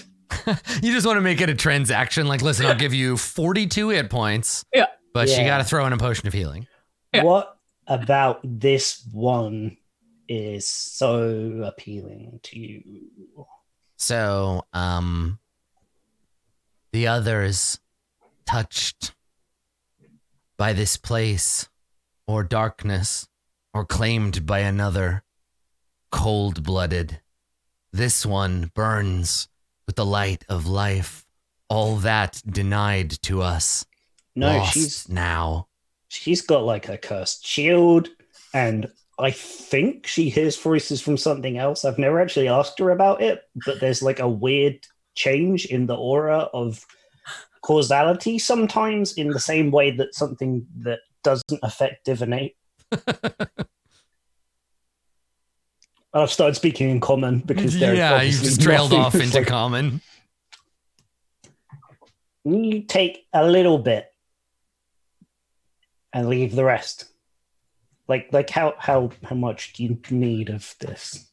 That's how we. Yeah, I mean, they're not going to a little be. bit like a horse that you're like. They're not going to be able to just tell you, right? They're not going to be able to be like 5 hit points. So I think probably they just say just a taste. So they look like druids. Do they, if I tried to say something in druidic, do they react in any way? What do you say? I would just be like, what is it you want from us? Just to like give a test. So this is the first time, Sosrovo, you see the three of them have a reaction that is too big to contain in a single expression. So like one of them, she moans in pain. There's a low moan. And another puts her hands over her face and starts to weep. And the third says, That's tremendous. the third says, we have not heard that tongue in so long. And she says it in Elvish. And she says, That wasn't an answer. yeah, they don't, again, if you like, the thing is you're coming at this from, and I think Sosrovo has the right of it. If you're coming at this from a, like, let's make a deal perspective, it's not going to happen, right? Being like, I'll give you 5 life points in exchange for, like, they're just like desperate for the warmth of life. But yes, they recognize the Druidic language, but it upsets them to hear it. No, stop speaking whatever you're speaking. Why are you trying to like okay, so out of character. Yeah. Is there a reason why we're trying to like satisfy these ghosts as opposed to just like leaving or like kicking their butt or They're really hard to kill, and they can chase us all the way through. Yeah, this. the chasing is the reason why I think just leaving's not going to work. I don't have a good concept how difficult they are to fight. I have another solution, and it's just evaporate them with assaulting magic or whacking them with maces or swords or what have you. I mean, we could stand here and debate it, but my method has worked every time so far that we've used it. So is there like, can I make an insight check as to like why the Druidic language was making them upset, or like why shouldn't we upset them? Is it just because you think we would die if we did? Is that like the reason why like They Dave just as seem Sosrovo? dangerous. Yeah. Okay. Yeah, that's my Lauren as well. Of like, I don't have a good concept of how difficult they are to fight, so we Neither could really. Yeah, I didn't understand why, like, of all the creature we've ever met, it was like, no, let's just give these ones what they want and like not upset them like out of Because character. they're dangerous, and if they the other thing is if they control this place, they may well have special abilities related to being in their seat of power. Alternatively, my other concern is that there are significantly more of them. That's true. This might not be the only ones because they didn't necessarily specify. We're not just going to give them Bryn. I mean, I'd prefer not to, but no, that's why I was trying. I think so. Bryn. Oh yeah, go ahead. Oh, sorry. Can I make an insight check as to why Druidic upset them, or in what way? Was it like a I'll do what you say, oh wise leader, like don't kill me upset, or is it like a don't ever do that again or I'll murder you kind of upset? I got an 8. You have no idea. Okay. Yeah. I would have a guess. So I think Bryn probably turns to the others. She's like, we don't know exactly what they want. Sathra brings up an excellent point, but we could just try walking away and see what they do. Maybe they'll leave us alone, and if they don't, we go with Sathra's plan. If we don't feel like we can negotiate if we let them draw all the warmth out of you, that's probably not great. So it does make it sound like they're going to drain all of my life energy. I don't think I can just give them a little sip. Just a little sippy. I could try. No, I disagree with allowing someone to take your life energy. I think Sosorovo did it and it didn't work out super well. So yeah, but Jander Sunstar's a douchebag. So are you suggesting that these ghosts are not douchebags? Because I am certainly not getting that read. They seem. I mean, they're sad. They're sad and they're hungry. Yeah. So they're trying to. I mean, they're ghosts, right? A vampire acts different than a ghost, and ghosts usually have like a thing that is making them upset that keeps them around. And these ones were drawn to your vibrance, right? And was like, ooh, especially Bryn, who's like, maybe you could just like angel out and that would work. There'd be like radiant warmth. Hold on. I got an idea. I mean, I could also just try to like lay on hands on them and see what happens. Healing a ghost is probably not a great idea. It's the equivalent of giving them hit points. Just here you go, ghost. Positive energy. I got your right here. I fireball myself. I got an idea. Elvish again. Rather than temporary sustenance, what is causing the corruption of this grove that you planted? If we got rid of it, could you pass on? They moan kind of low and I think that when they do, you hear it, but everybody you feel like this, it harmonizes in a funny way that sets the like bone place like kind of rattling along with their like low moan of pain.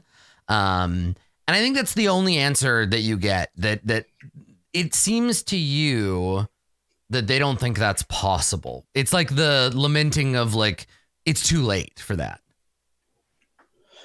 Also, they're elf ghosts. They're really good at lamenting. That's like their best skill. So much lamenting.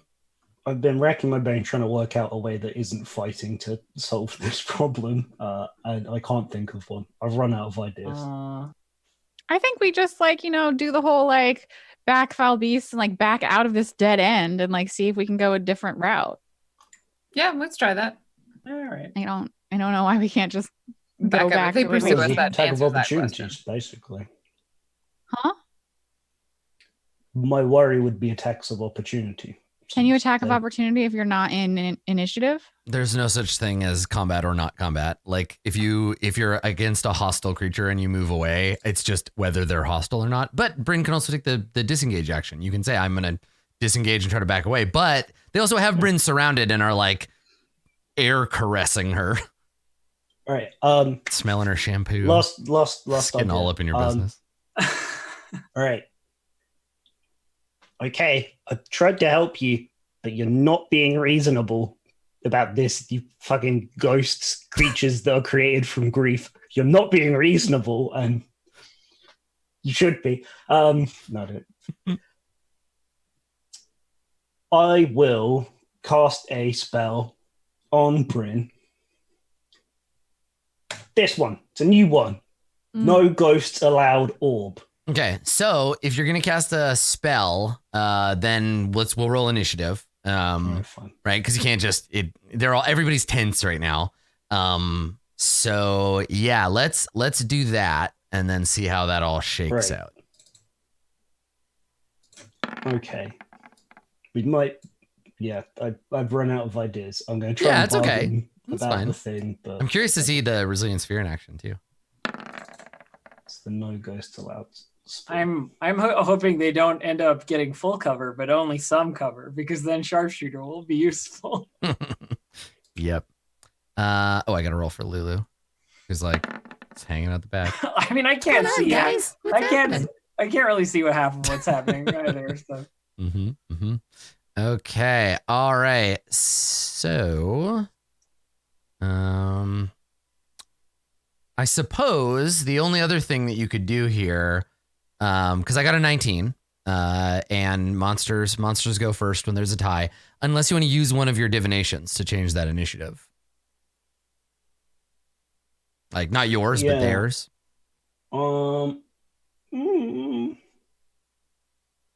Yeah, they can have a 4. That seems pretty good. I mean, they could also have like the 13 and it still might be less than 19 and then you'd still have the 4. The thing is, they kind of both suck, so it doesn't. I mean, a 4 is like pretty abject failure, whereas a 13 plus That's a good whatever. shout. Yeah, that is very good point. I don't know Let's what give their them 13 I don't know what their plus was, but plus 6. Haha! Now they're back at 19 again. oh fuck. Okay, so you want to give him a 13 instead? Yeah, Okay. please. All right, so that puts him at 15. Ah, it wasn't 6. Okay. All right. So then Magic. Sosarova or November, You can go first. You were taking the action, so Zorova, so. Protect Bryn. You can decide that you're an unwilling creature if you'd like, and make a dexterity Bryn saving throw by cast a spell on you. Trusts Sosorovo. Bad. Oh, that's wow. misguided but sweet. Yeah. She also trusts in her ability to probably destroy Sosorovo if they tried to kill her. Okay, I have a question for you, Dave. I'm going to name some colors. You got to pick one. Blue, green, yellow, pink, purple, or red? Purple. A purple one? Okay. I have a cool animated sphere we can use as a shield. Okay, so talk to me about how this works. How does Otaluk's resilient sphere works?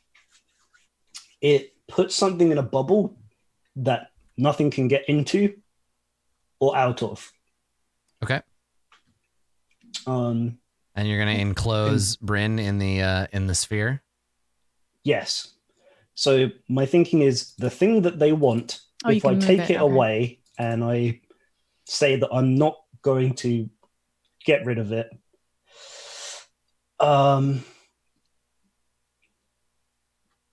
like what's the bargaining thing? I have the thing that they want. What do we actually want from them? To not kill us.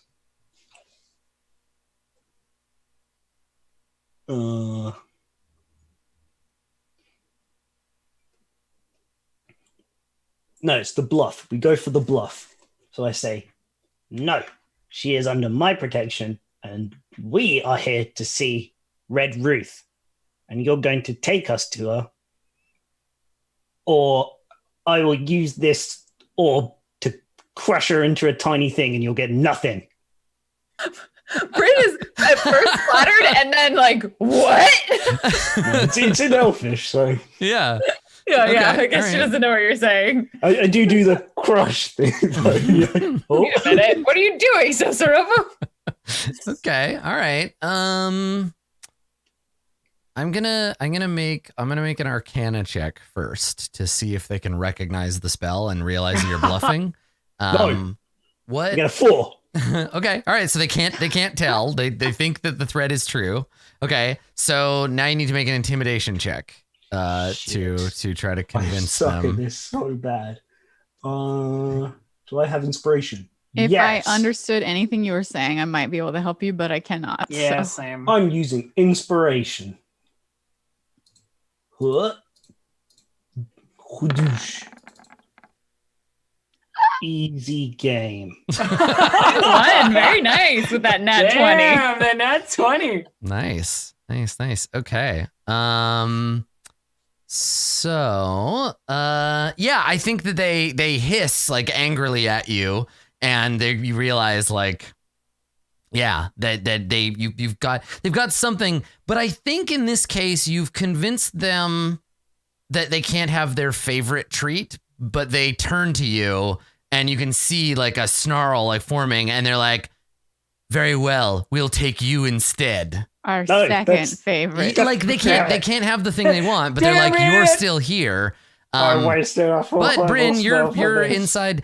You know, the thing is, and this would become a much larger conversation, is like, if you can become incorporeal at will, can you just like wave your hand through the sphere and hit somebody? Like, No, it says No. nothing, not physical objects, energy, or other spell effects can pass through. Nothing. yeah, shimmering force. But Yeah, then that's what I the took inverse, to- let me check with this, because I think you're right, and I'm fine. But it says you can move through creatures and objects as if they were difficult terrain. And then it says, so it's like, it's the immovable object, irresistible force thing, right? Where it's like, I they feel both like say they the could same. move through the square with the sphere, but they can't get inside it. But it basically Like- says in the description of the sphere nothing. Absolutely not. Right. Absolutely nothing. But that's the thing. Yeah. Like, yeah. So because it's defined in the spell, then the more specific rule, right? Again, but right. And so we can get into a whole thing. We don't need to, because I'm ruling it in that way. And I think we Yeah, all yeah. agree. But there are other spells that Yeah. say ghosts can't pass through them. It's the Oh, shield problem okay. all over again. It's the Okay. missing clause that other things have that implies that it should have it. If that I were mean, the I think- case. Nothing is also ghosts. Yeah, and I think Yeah. the No, and I think you're right. Like I you tend can't to take damage when you're in it. Yeah, I tend to think that fine. if it's a player designed thing, then it tends to overpower things that are meant to be used by monsters, right? Like just because of the imbalance of the design. But anyway, that's fine. Okay, so yeah, they don't care. They can't penetrate the sphere, but they'll go after the rest of you instead. But November Oh, being shit. the second closest target. Oh, also, I guess you can move if you want, Sosrovo. Yeah, and I say to everyone, "Oh, that was a bad idea. Now they just want to kill everyone." Yeah. All right. The standby plan B. Oh, I've never fought ghosts before. I have the torch in my hand. They didn't like the druidic. Since we're already fighting, I'll say in druidic, like while waving the torch, be like, "Leave us be, ghosts, ladies." You shout at them in a language they don't understand and wave the Well, torch at them. Okay, but you said that it like made them mad or like sad or upset in some way, right? Yes, yeah, it's upsetting to them. They were upset already. Yeah, I think more than actually hating fire, it's like, don't burn down this thing that we made, even though it kind of sucks now, and we're sad about it. Yeah. And Okay. I think ghosts resist fire because they resist everything. Ghosts resist everything. Okay, so what do you want to do, November? Well, if nothing can harm, I've never seen the spell before, but like Sosorovo has had it, so we might have had a discussion about it at some point. Ghost orb. Ghost orb. Okay, what can I do? 5 radius, 40 foot high. Does it say I should that? probably just drop it, shouldn't I? I can do that whenever. I'll do it just before Bryn's turn, Boo-boo-boo. after the ghost. Seems fun. I don't know if this would make any difference. I'm going to attempt to cast Moonbeam in the area in what does it say? 5 foot radius, so 10 foot. Does Circle. does Moonbeam? You can you've cast it inside before, like subterranean areas. This and is stuff one like that. where you can, yes. Yeah. Yeah. It doesn't say that if you can't, like that's the cloud, That's fine. the storm spell that you can't. This doesn't need a specific height. Sorry, I can. That's just like nothing. I'll do the version that you can read. Output spell card. Here we go. And there's some really good new animated go. spell effects. This is what kind of damage does it deal? Cold? Radiant. A radiant. Okay. Oh, good shout. That's probably the only thing they aren't resistant to, isn't it? How big is it? It is a 5-foot radius, 40-foot high, but that doesn't matter because it's just light. 5-foot radius, meaning it's not one square, it's 4 squares, right? 4 squares. Yeah, yes. 5 foot out from a point. Okay. Yeah. All right. I think I already have a moonbeam thing for you. Let me check. Yeah, I do. There it is. I knew I had one. Okay. All right. And where would you like to place this moonbeam? I suppose the best spot is the one that can hit 2 of them. And knowing that, yeah, probably right there, knowing that Sathra might have an eye on the 3rd, whereas she wouldn't if I didn't get this one. So yeah, right there's fine. Okay. And when do they take the damage? When they enter the spell's area for the first time on a turn or start their turn. So it'll the 2 of them as soon as Sathra is done, her turn. Pretty much. So that is my turn. All right, friends. I probably am going to wait. No, I can't disengage, so I'm not going to step back. Let's try out my new feat. Okay. Oh, I'll have doused the torches, like dropped it early. Sure, yeah, so you have a free hand. Yeah, discard it, like get rid of it. Once it's lit, Yeah. you can't like unlight it. It's a whole No, I don't need to keep it. Okay. I don't care. All right. And that's your turn? Yeah. Okay, Sathra. Okay, so I can see, I believe, all 3 of them. But this one here is my target, the one in the moonbeam. I think you can see 2 of them. You can see 2 of them. Yeah, the other one is Bryn that I can see. Now, but to a lesser missile weapon user, I would say, but Sathra, there's so much cover between you and them, you'll never hit them. I would respond, but Adam, I am no lesser missile weapon user. I have the sharpshooter feat. You're damn right. And as such, I would like to, I'm assuming Ghost AC is bad. We're going to find out. Apply the -5 to my attack roll to get a +10 damage on these guys. It's a good gamble. And the first thing that I'm going to do is bonus hex before I shoot. So we'll go apply hex to Ghost, then fire with a -5 attack roll, but a +10 damage. Here we go. I don't have any macro for that, so I'm just gonna have to do the math. But okay, we will get it done. Here we go. Pew! I think that one misses because that's like a 9. Would you get it's a 9? Yes. Yeah, you miss. It's a 9. Yeah. And then another 23 -5 is 18. That one definitely hits. Yes. Big deal. So it does 7 plus 10, 17 plus D6 to 19 damage. Nice. And where is that? Where did the D6 come from? I just want to make sure I have the that's the hex. Hex. That's Okay. Yes, all right. And it was which one did you want to hit? There's the one in the middle, like this one? Yeah. Okay. And Yeah, Blue the Jay, one I'll with move the your moon- moonbeam back. In a Yeah, I second. know you have to be able to. Okay, click. so hex. There we go. We'll just use the scary purple face. And there we go. Okay. All right, cool. I think that's all I can do because I missed the first one. So okay. So the spirits, 2 of them at the beginning of their turn. What are they? Oh, I need to re-damage this one. How much do you deal? 19? yeah, 19. Yeah. What's the damage and what's they the have DC? they have to make a Constitution saving throw. The DC is, let me check, 15. Okay. And it's 2d10. You said it radiant was damage. con again? Constitution, yes.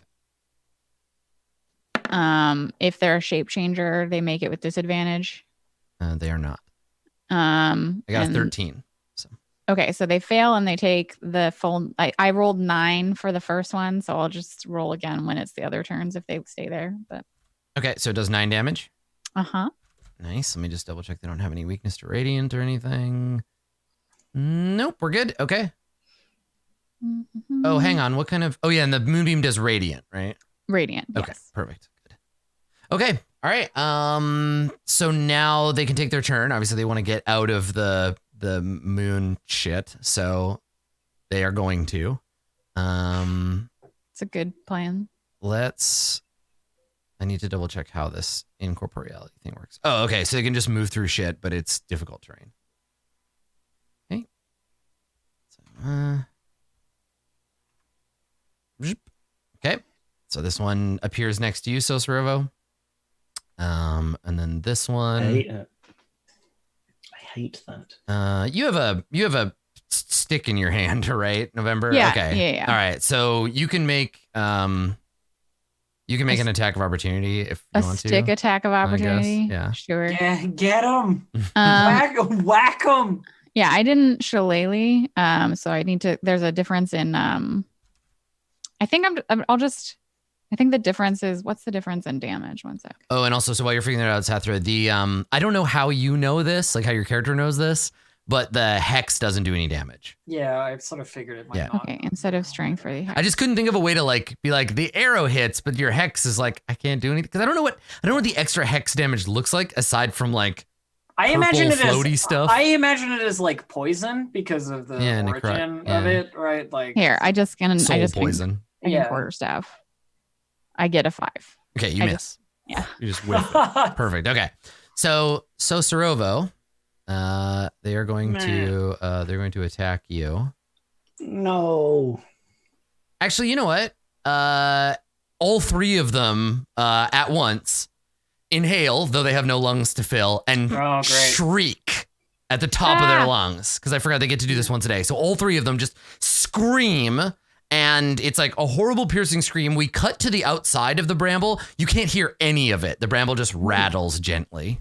Magic resistance. But inside, yeah, this definitely. So everybody make a Constitution saving throw. Everyone who's within 10 feet of me has +3. So not Okay. me. Yeah. I get 21. Unless your aura is blocked by the sun. My advantage gets me an 8. Okay. Which is great. And I'm assuming we need to make this 3 times. You're going to need to make it 3 times. We're Yeah. all yelling. Okay. So that was Constitution? Yeah. So I got an 8 and 2 23s. 7. Oh God, I'm doing terribly. I get my lowest is a 21. Yeah. My Did lowest everybody is else finish 7. rolling? I think so. Sweet deal. I was just saving it so we didn't all get muddled up whose rolls were which. Yeah, I'll let you tell me when everybody has rolled. There we go. Right, my lowest is a 16. Okay. So I'm going For to some roll. reason. I guess I can't. I'm immune to all damage because I'm still in my sphere. Yeah, nothing happens to No you. So nothing can penetrate the sphere, so you don't even hear it. You hear nothing. Yeah. Yeah. I Oh, get It's to like you you're in it's like this. you're in No, an egg. it's You're so in a little again. egg. Here's the thing: if we say nothing, it has to be nothing. So air doesn't permeate it, but you've got lots of air in a box that you're in. You'll You're be in able a to get through the little whole egg. fight. You'll definitely get through there, but air can't pass through it. Sound can't pass through it. Technically, you should be blind while you're in the sphere because light can't pass through it. You need light to see. Yeah. Oh my gosh, we're getting into the light. It's I think the But thing it's- is, I mean, it says it's nothing, not. It's so- I think the rule that you're specifically here is that the sphere is immune to all damage, and Yeah. a creature inside it can't be damaged by attacks or effects originating from outside. Yeah. I think that's the main thing. Not So like this thing doesn't affect you, but all that other stuff is also true if nothing can pass through it. I mean, yeah. Because we can't pick and choose, otherwise the whole thing comes apart and we have to argue about it. So it's got to be I shouldn't nothing. have taken the spell. I'm so sorry. No, it's okay. Unless it says the sphere is transparent, in which case we have a conflict, but that's fine. Anyway, so you ignore it, Bryn. We don't need to worry. You don't have to worry about your results. Yeah. No, I think it makes sense to me that I can see inside it, but I can only see what's inside. Yeah. Like I imagine the sphere gives off a little bit of light on the inside, but you're just like in a box. Yes. Yeah. Let me get. God damn this spell. So the last thing that you see is me making a crushing thing and then Darkness. I have no idea what's going on. I think that makes perfect sense because I can move it, but I'm not going to know where to move yeah, it. it doesn't say you can see where you're going. It just No, it says just you're says you able can to move. roll it. You're blind Yeah. outside of the sphere. So the other thing, so not physical objects, energy or other spell effects can pass through the barrier. So does your aura apply to anyone outside the barrier if the aura can't extend from probably out not. of it? As Yeah, it what I says was spheres immune joking to all about damage. saying, Creature object can't be damaged. It says in or out. Yeah, spell Weird. effects don't go in. Yep. or out. but it's not spell effect. Yeah, And nothing. I don't think We- it actually says it originates from the user. Either. Yeah, it says nothing can pass through the barrier in or out. So I have to Let's assume flip that that aura. it's magical energy that comes from Bryn. So Wow. it's not a spell effect, but it still falls under anything. It has the word nothing in there. Nothing means everything that exists is exempt from that set, Mm. including auras, sound, I light. love the way spells are defined in this game. It's Yeah. I just love I'm it cool with so that. much. Yeah, it's a Pokeball. super It's cool. just a very large Pokeball. It really definitely doesn't step on the fun of well, using all it says ever. is you can breathe inside the sphere, but it doesn't say air permeates it. So you can breathe the air that's in it. This paragraph, I think this it makes paragraph sense is that, incredibly unclearly written, and then conflicts with itself. But I think if we just stick to nothing can get in or out, you're I think that it makes sense. excised that from aura the is a universe, thing. basically, Yeah. as long as you're in there. Yeah. The Okay. aura is a thing. So Bryn, All right. you ignore all of this. You ignore all the effects. You don't hear No idea anything. what's going You on. don't feel bad. Nothing goes on. Okay, then my lowest one was a 19, Okay. 18. No, the monsters, they don't affect each other, so that's fine. Oh, They're undead. They're all undead, so this doesn't affect undead. So, okay. wish I was undead. So, okay, the DC is 13. Okay, I failed one. You failed one. November, did you I fail felt one? 0. Okay, and then Sosrovo, did you fail any? No. He got a 13. Okay, They so got a 13. Sathra, you have 0 hit points and are unconscious. Cool, I love this Jesus. game. Yeah, you're not bleeding to death, but you dropped to 0. Cool. So you're stable and knocked out. I'm gonna give you this angry face because I think you're angry too about being knocked out. I'm mostly just Okay. I've given up being angry about it at this point. Let me see if I can find a sleepy one. What can I Okay, do? so you're knocked out, but everybody who didn't fail a save, Mhm. you're gonna take some damage instead. Mhm. I Okay, hate that. so let's see, the first scream.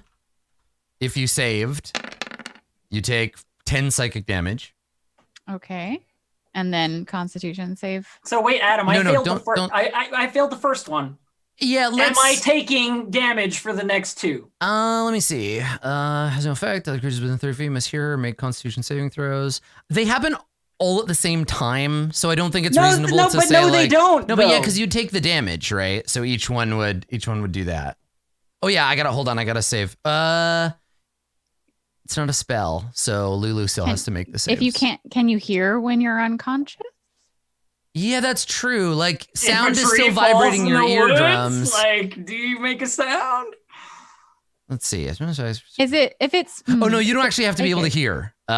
It's not. You don't have to hear the way. If you're deaf, it still affects you. So it doesn't matter if you're conscious or not. It just hits. It hits if you're. Yeah. Okay, Yeah, so yeah. I do take. So I do Let me. take I damage. have saving throws. I got to do Lulu's Okay. saves. Yeah. Okay. Let's see. What did I say it was con save? Ugh.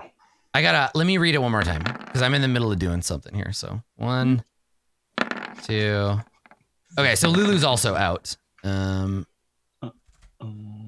Sleepy time for Lulu. Okay, so let me read. I'll read the ability in full because I think I missed something. Yeah. So Mournful Wail, provided she isn't in sunlight, it has no effects on constructs or undead. All other creatures. Oh, there it is. That can hear her. So if it's actually 6 and 1/2 dozen the other. You go out, you go to 0, and then the other 2 don't hurt you because you can't hear them because you're unconscious.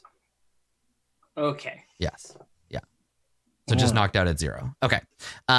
Anyway, so the 3d6 damage was the first one to November and Sosrovo. I'll make a So is con save 10. for the spell. No, you I keep the spell up. hold on. Oh, you're making these are different con saves. Okay. Yeah. For It's yes. for my holding my Yeah. spell. Okay. Same right. thing. Okay. And then the second one, much weaker, 6 psychic damage. I almost put minus 69 this time. Nice. Okay. Blue Jay, do you want to make another? Oh, sorry. Yes. Con save? Constitution. Still good. Okay, and then the last one, 13 damage, 13 psychic. Whew. Yeah. And then let me just double check real quick this Ooh. other annoying thing. Wasted a nat 20. Right, and the aura of invulnerability only affects spells, not magic abilities. Yeah, so Lulu's ability aura doesn't protect against that. Okay, all right. So that's what they do. They move, they scream, and then they hang out. They moved out of the moonbeam. Okay, all right. Bryn, unless those of you'd like to drop the sphere now.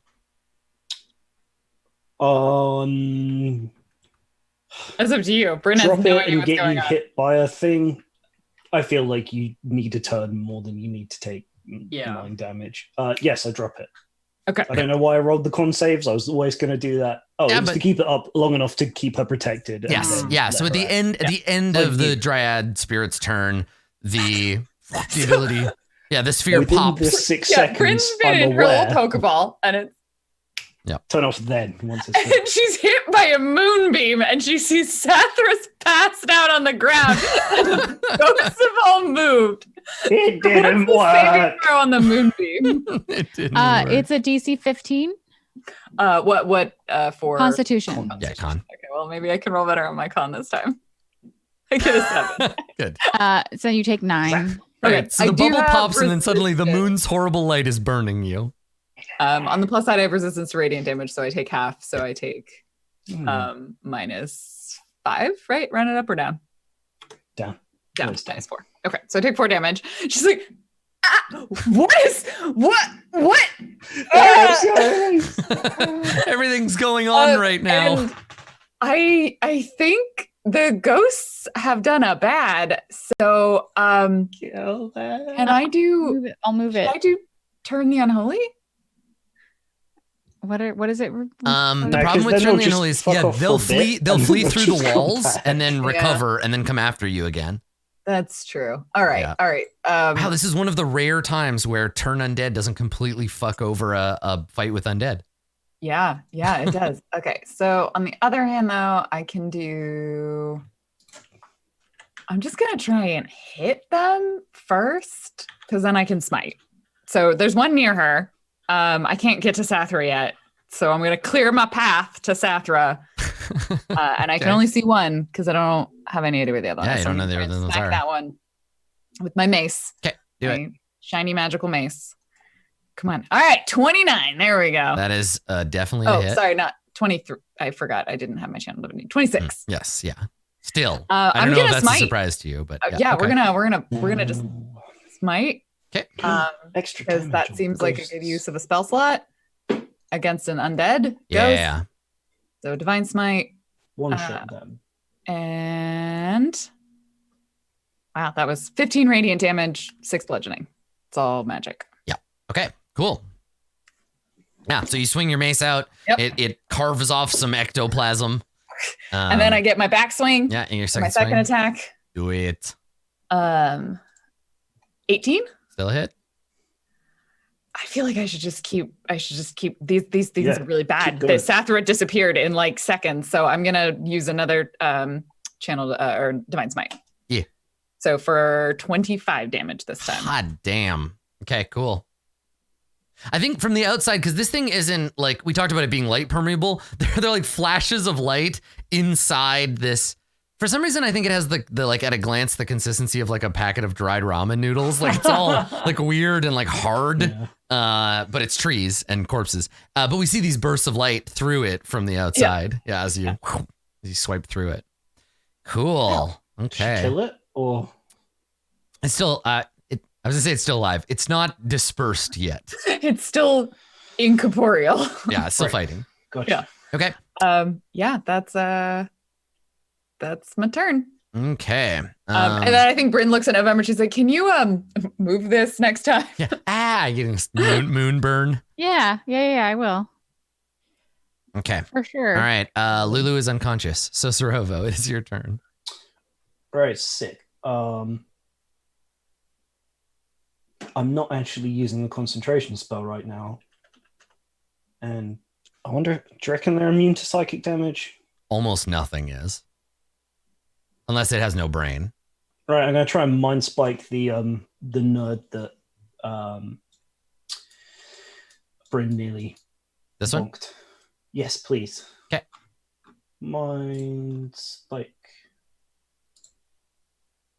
Pew. Hey, we got a wisdom Sick. save. 4 damage. Oh, baby. 3d8. Oh, feels good. Yeah. Yeah. Well, if it's any consolation, I got a 9. So. Take 4 psychic damage. It's like vicious mockery levels of damage. Yeah, that was Okay. bad. Does the spell do anything else, or just It can't turn invisible from me. okay? That's good to know. I do get a first level spell slot back as well. Nice. All right, so you mind Spike the ghost to the north there. November, it is your turn. Okay. Gotta see if it's a bonus action or an action to move this thing. You can use an action to move the beam. That's fine. Okay, so I will use an action to move the beam. When a creature enters the spell's area for a first time on a turn, is that like they have to enter it? If it says enters, they have to enter it. Yeah. Okay. We talked about it. It's like you can't move it over them. They have to go into it or start there. Right. So this one is going to start its turn in the thing. I move it over to like be with just the top northerly like ghosty. Try and Yeah. finish him off. Good shot. And then I will use Piss my off, ghost. and I will use my bonus action. Let's see. To summon a healing spirit over in the same spot as shit. Sathra. Which totem was this?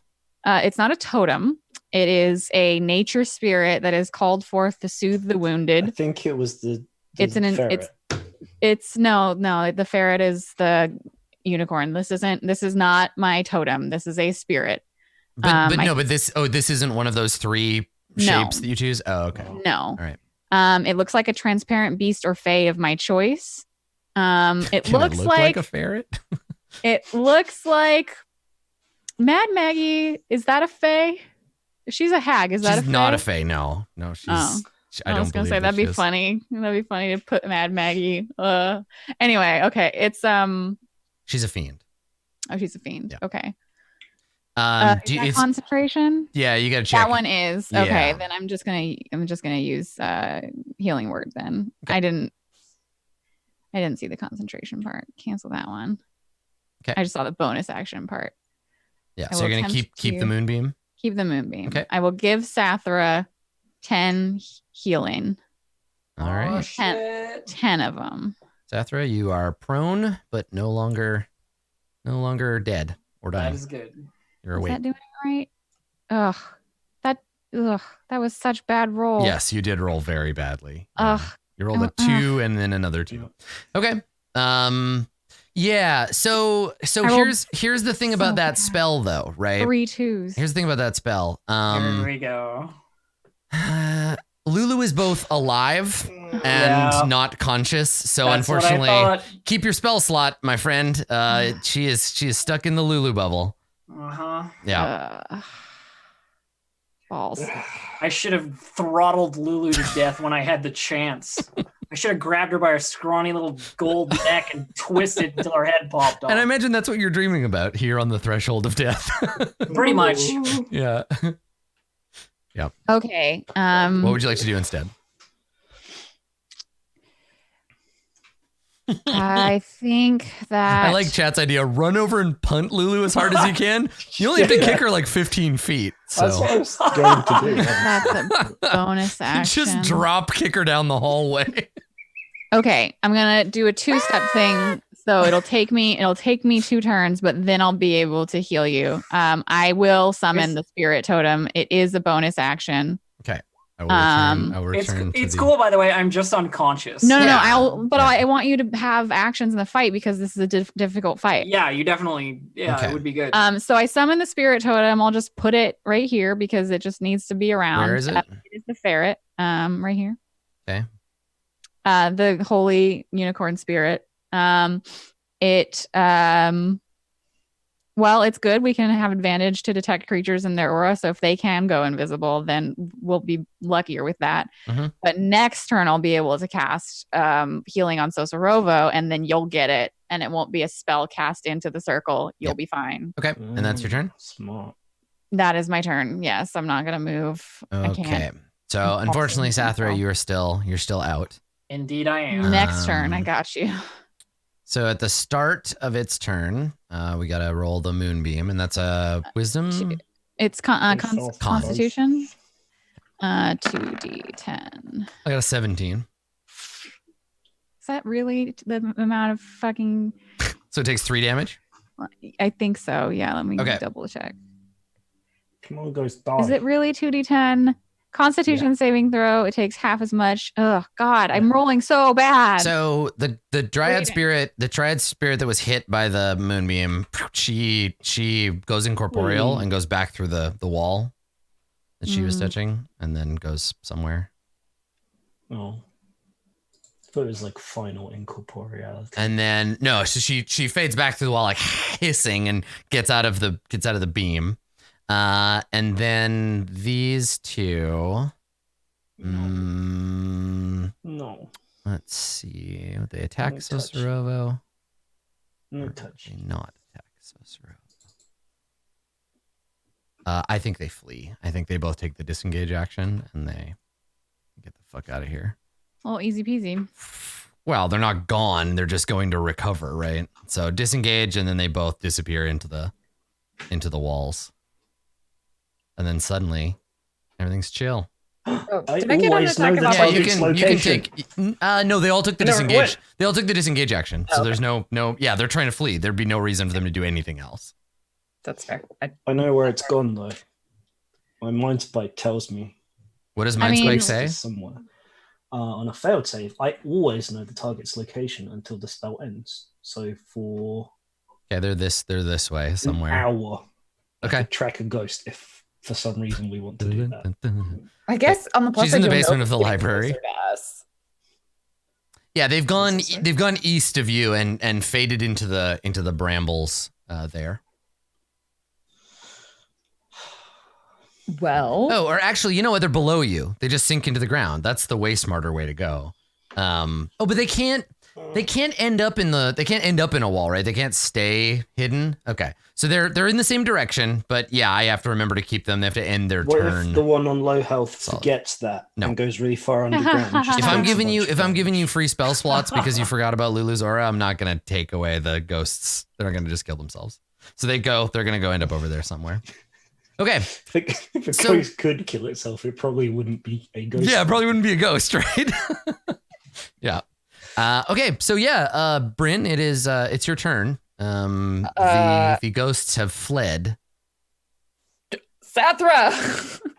Run over to Sathra. Don't What's cast the spell. in Lulu's sphere though? It works, right? Yeah, In Lulu's if you're sphere, inside the sphere, yeah. I'm in the sphere technically, right? Yeah, and it's not a spell if you lay on hands. So yeah, we Sathra for I like how if you want to kill Lulu with magic missile, you have to do it from 5 feet away. Dodge. So much more gee, I think I see satisfying. your Dodge I want spirit this. totem. satisfaction too. So I'm gonna just give Sathra just the one to wake you up, and then we'll do your healing, whatever you're gonna do with the totem, and then I can fill in whatever we need to. Okay. But yeah, like see that, I recognize it. I give you the one to wake you up, and then we'll go from there. You'll probably get more later. Sathra, wake up! What happened? I missed it. I was in a bubble. Stop slapping me. They yelled But you really feel loud. slightly better now, right? Yes, slightly. Ghost yelled at us. I was having a wonderful dream. A dream where I eviscerated Lulu. Oh, Lulu! And then I step over your body. I love the idea. I love the idea of all the big talls having this conversation, and then just Sosorovo in the background, just like a ghost yelled at me. And then Aw, I do the love same thing. I will Sosorovo. give Lulu the one hit point, but I definitely don't think about it until you bring up murdering Lulu. I'm like, oh, that's right. We need Lulu still. And then go and be like, Lulu, wake up, you tiny fuzzy. Yeah. So Lulu, you see rolls. She's laying on her back, and she like rolls over and like opens her eyes and like unrolls her trunk and stretches her little legs, and she's like, I had the strangest dream. Mm-hmm. I was in hell, and you were there, and you were. Yep. yeah, and she's like, ah. And then she says, she looks up at Bryn and she says, Thank you. That was a loud yell. Give me a bad headache. Yes. Well, I'm sorry, that plan did not go to plan at all. I don't know what to do about ghosts. I'm not an expert. It was a good effort. It really was. I appreciate your attempt. You weren't going to actually Thanks. crush me in that sphere. I had You know, no the idea. spell can't do that. Okay, just It's a checking. bluff. And it worked. They Impressive. left you alone. Mm-hmm. So, shall we? November, you have your Yeah. friend here. Lulu turns to you, Sathra, and says, We're still in turn order. Sorry. "Oh yeah. But I mean, anybody can go. Like they've fled, and if you're not going to pursue them, I can remove it. But yeah, so Lulu turns to Sathra and says, Did they get you too? Are you okay? You have there's some blood on your face. I'm fine. What color is snake blood again? Are you sure you're okay? You look pretty beat up. I'm worried about you, Sathra. I hit Lulu with a great sword. Ow! I only gave Lily 1 hit point. I will stop you from hitting them with a great sword. I'm only joking. All Okay. anyone sees is Sathra draw her sword and put her sword back in the sheath. Cherry There was- blossoms fall from there was- above, and then There was Lulu a splits in half. conversation. There was a conversation that was had in between sessions, like, can we kill Lulu? And Adam said, it makes my life harder, so please don't. That's why she's alive. Okay. Only reason. Mechanically, I would like to use the healing before it goes away. So Yes. I guess I would Delicious healing. actually, if we're in danger right now, the best way to heal is to call forth this nature spirit because we can just move in and Our out of conga the line? space. Our conga line? I love our conga healing line. conga line. So we can healing conga line. Let's Bum, bum, bum, bum, bum, bum. So I call forth the nature spirit. It's in a 5-foot cube. It looks like a Nulf who's sitting in the car. Mhm. Whenever me or a creature I can see moves into the spirit space, they get 1d6 hit points. No action required. So you can just boop, boop, boop, boop, boop, boop, boop. Mhm. So stupid. It's so stupid. And lasts But- for 1 minute. Yeah, it lasts for Yeah, so we So each here's some advice for anyone who is up to writing 1 minute. anyone who's writing their own role-playing game. You need to find situations like this and write them out of the game Yeah, because so it's it 10d6. totally ruins the short and long rest structure of the Yep. adventure. It's like extremely not. I don't understand how this was meant to work, but it's I don't know it's either. so broken, and I don't think say that it was- lightly. I think it was meant to work during combat, and they didn't think about not during combat. Anyway, Massive 10d6 oversight. roll 10d6 healing. I mean, I don't need 10d6 worth of healing, but I am very happy. I do. Turns out when you lose all your health to one It's a failed lot. save, it's a big oh, problem. that's not A lot of right. health. Wait, let's top up. Oh, I'm full up. love it. I'm keeping a bit of an eye on the other ghost in case it comes back because I don't know what it wants to do. It's under the ground somewhere. Yeah, they're Excellent conga line. they're over here some direction. Yeah. Lulu also gets healing. Okay. 10d6. Yep. We can just like rotate in a little circle through null. It's fine. So silly. Go in. The you pet totem, dog. the totem would theoretically give more HP, so it doesn't take as long. Yeah. It's very broken. So there's actually more experience, more health because Lulu and Sathra aren't full with the. Oh 10d6. yes, sorry. So the way that the totem works is let me just check real quick. Totem, where did it go? Each creature of your choice in the aura also regain hit points equal to your druid level. It's only when I cast the spell using a spell slot. So one time you would get 8 extra HP. Because that's only when I cast the spell. Because when you cast the totem, that's the spell Yes. slot. That makes sense. Apparently, the official stance on this ability, according to Eat the Path, was yeah, we just assume everyone starts every encounter at full health anyway, so we're not What? bothered by it. No, because you're supposed to have 7 18 encounters encounters per a day, day, yeah. or whatever it is. Yeah. This ability doesn't make any goddamn sense. But Let's that's fine, end whatever. this conversation. Well, Yeah, while let's we're just in walk the away. place that we're It's currently fine. in. Okay, so Lulu and Sathra might as well just be at full health. It doesn't matter. Okay. All right. That's cool. The totem is, I assume, gone then. And you can continue exploring. But this is a dead end for sure. Yes. Yeah. That was a dead end Literally in dead more end. than one. Hey. Shall we go?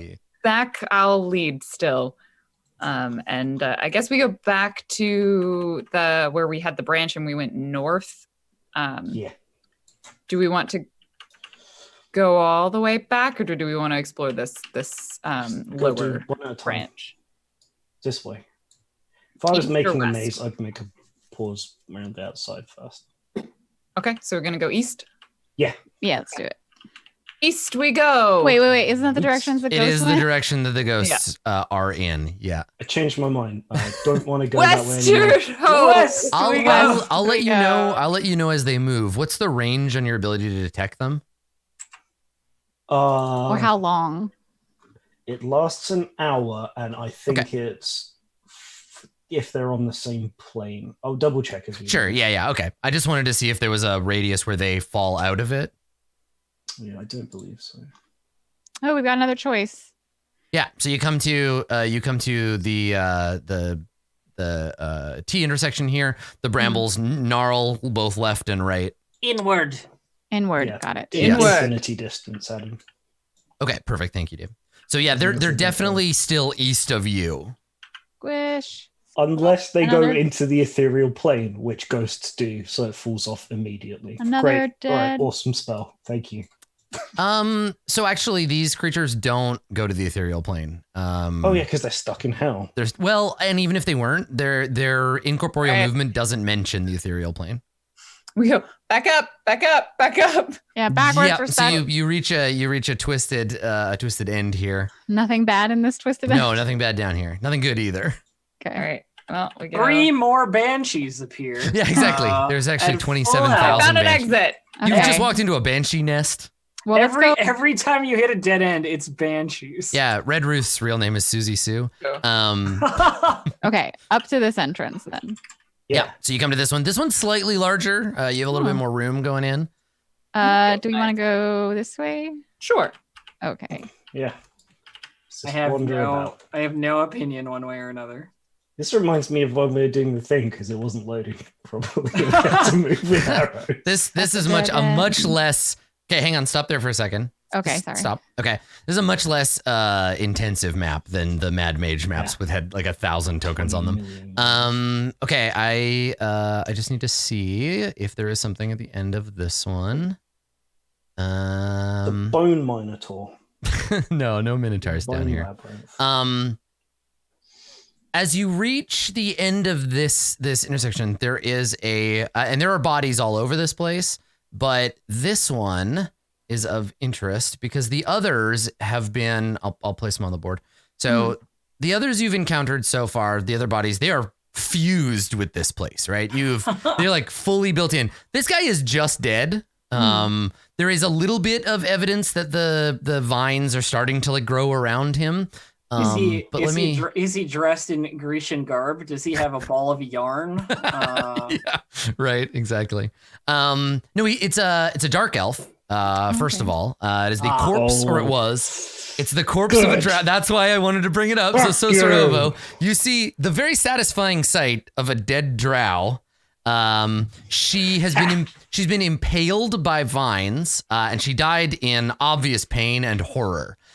She has like a suit of chainmail on that's been pierced by the vines that are now growing through her dead body. But she also has a satchel hanging by her side. Yeah. So, if I like take a gander, can I tell like was it these vines that dealt the killing blow? As you it can were? make a medicine check. Yeah. Yeah, that was. Yeah, whether they 21? came out or we It looks like this person was injured. There's blood drops on the floor leading up here, and then they sat down or fell down or like ran out of steam, and then the brambles were like, "Yes, feed us with your blood." And Okay, so grabbed they her. didn't like. If I go over there, they're not going to be like steady. I mean, I can't promise anything, but Right. yes, yeah.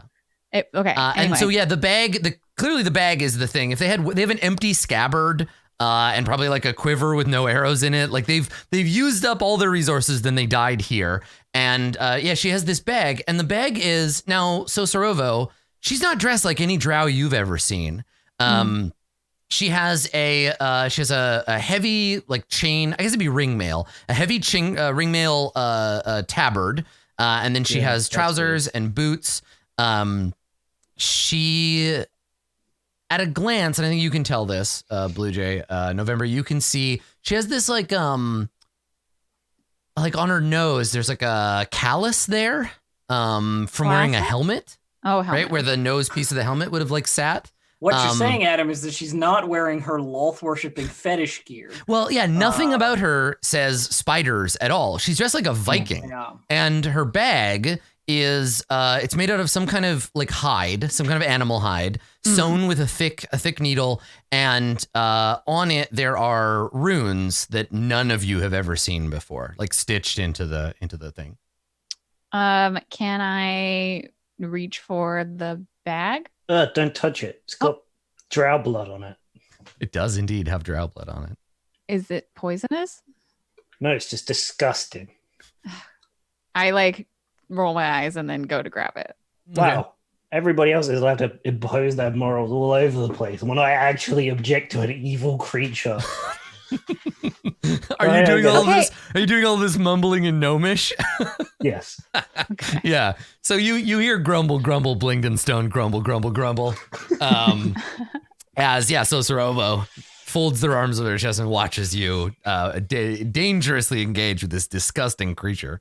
It's dead. It's fine. Okay, so what do you describe what you do? Do you just like yank it off of them, or because there's there's a shoulder strap, and then the vines are growing around it, so you're probably gonna have to like cut the vines or Yeah. I don't want to cut the vines because I don't want to mess with this place. But I don't mind cutting the strap of the bag.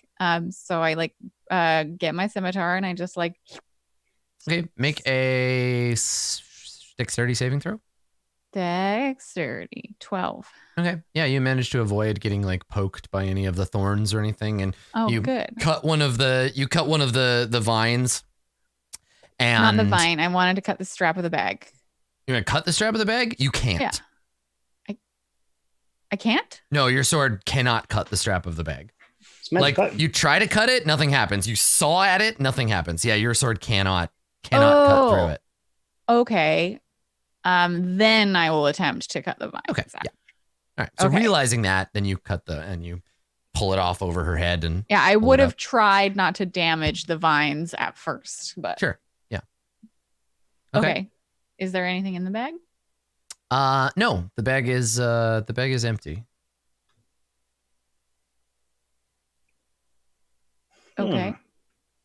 And you have dark vision, right? Oh yes. Yeah, of course. So you open the bag and you look in, and it appears that the bag you don't see the bottom of the bag, you just see shadows. It's a bag of holding. Yeah, maybe. I don't know if I can't see want the bottom of it. It might be one of those bad ones. You put your hand in it. I take my shillelagh. Uh-huh. You mean your quarterstaff? Yeah. I shillelagh first. And then I like poke it into the bag. Okay. So you just take your stick and like lower. Okay. All right.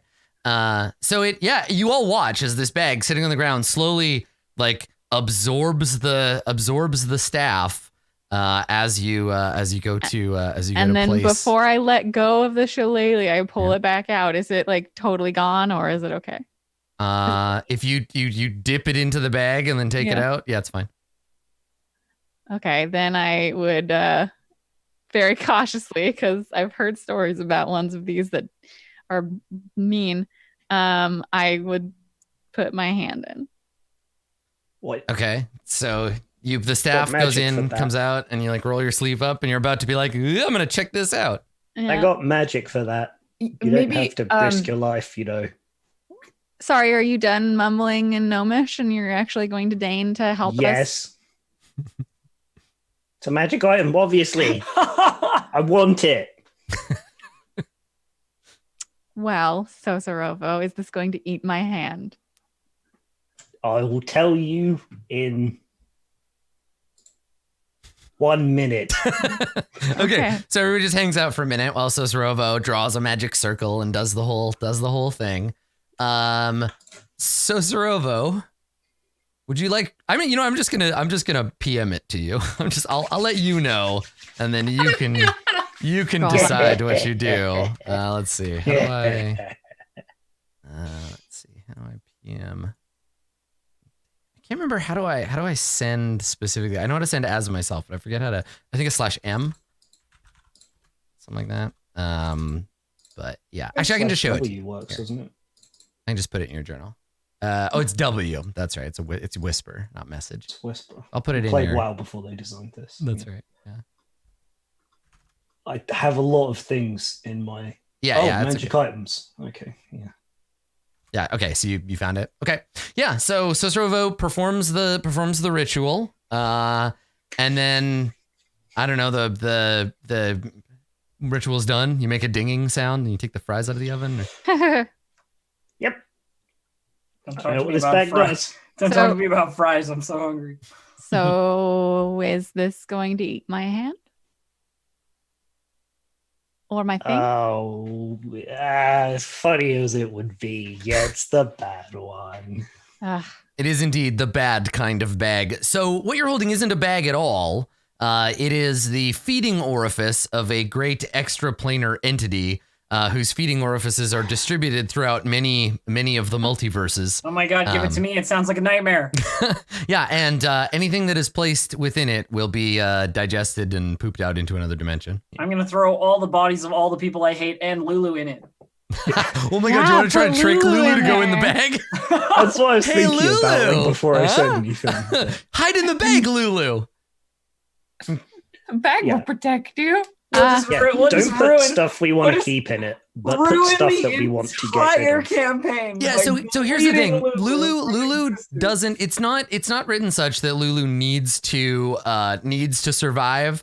It just means that there are like dozens of places where it's like Lulu does this, and I'm like, shit, now I gotta find another way to do that, and then I'd have to just like lots of those. Like Lulu's the throughput of what do we do next? Where do we go? And without her, I'd have to rewrite a ton of stuff, which I appreciate not having to do. But at the end, if you want to try, when we get close to the end of it, if you want to try to trick Lulu into flying into the bag of devouring, I'm not going to stop you. As soon as we defeat Zariel, I will put Lulu in this bag. Come here, you. It's not even going to be a trick. We're all just going to help. We're all going to put one hand on Everyone each surrounds shoulder. Lulu I feel like it's menacingly. going to be the Sorcerer and Sathra doing it. Bryn will be distracted and then I would realize what never you did. allow you to do that to her. Just get her 7 planes away. My from- job now is to annoy all of you sufficiently that it is justifiable for everyone at the end. Also, November, if you're too much of a good guy to do a bad thing, just hang around on Avernus a little bit longer, and I'm sure eventually you'll fail a save. Yeah, no, that's fine. So you now have a bag of devouring. It is available to you. Probably it is useful. I didn't actually drop my quarterstaff in there. So what's funny is that inanimate objects stored in the bag, once a day, they are swallowed and spit out into another plane of existence. I get to decide what time and plane. So theoretically, if you put a bunch of shit in there and then you wait, it might just barf it out on top of you again. It might just be like, oh God, my stuff. Someone else's stuff also might. Yeah, that's appear. true. Yeah. Well, and so there's a great seed. If you want to start a new D&D campaign, here's your starting campaign seed. The characters are hanging around doing something, and then something gets eaten by a bag of devouring, gets barfed out onto their table while they're trying to drink their beer, and now you have a quest. I've killed a goblin ranger with a magic bow. So if you ever need a magic bow, it's happened in a D&D game. There you go. In the bag of devouring. My particular favorite variation on that would be your character is just the favorite dropping point of one particular Yeah, right. You're bag cursed. of devouring. You and just always end up having bullshit land on. Yeah, you. but it's all bullshit from the same person. So it's like a journal, and then like a couple of weeks later, you get something with like their name on it or whatever, and they haven't realized this stuff's gone missing. It's all from like Use one tissues. person. Yeah. Yeah. Okay. I like the Acme approach where you just get a bag of devouring, you put it on the ground, and you just pour anvils into it until you run out of anvils. You're like, yeah, I'm gonna put 7,000 anvils into this bag, and just know, going to bed, that all over the multiverse, people are getting anvils dropped on them from seemingly nowhere. That's a very chaotic, evil thing to do. You're like, just pouring like a bucket of acid in there. This is gonna land on somebody. It's like buying a machine gun and just shooting it into the air for 15 minutes.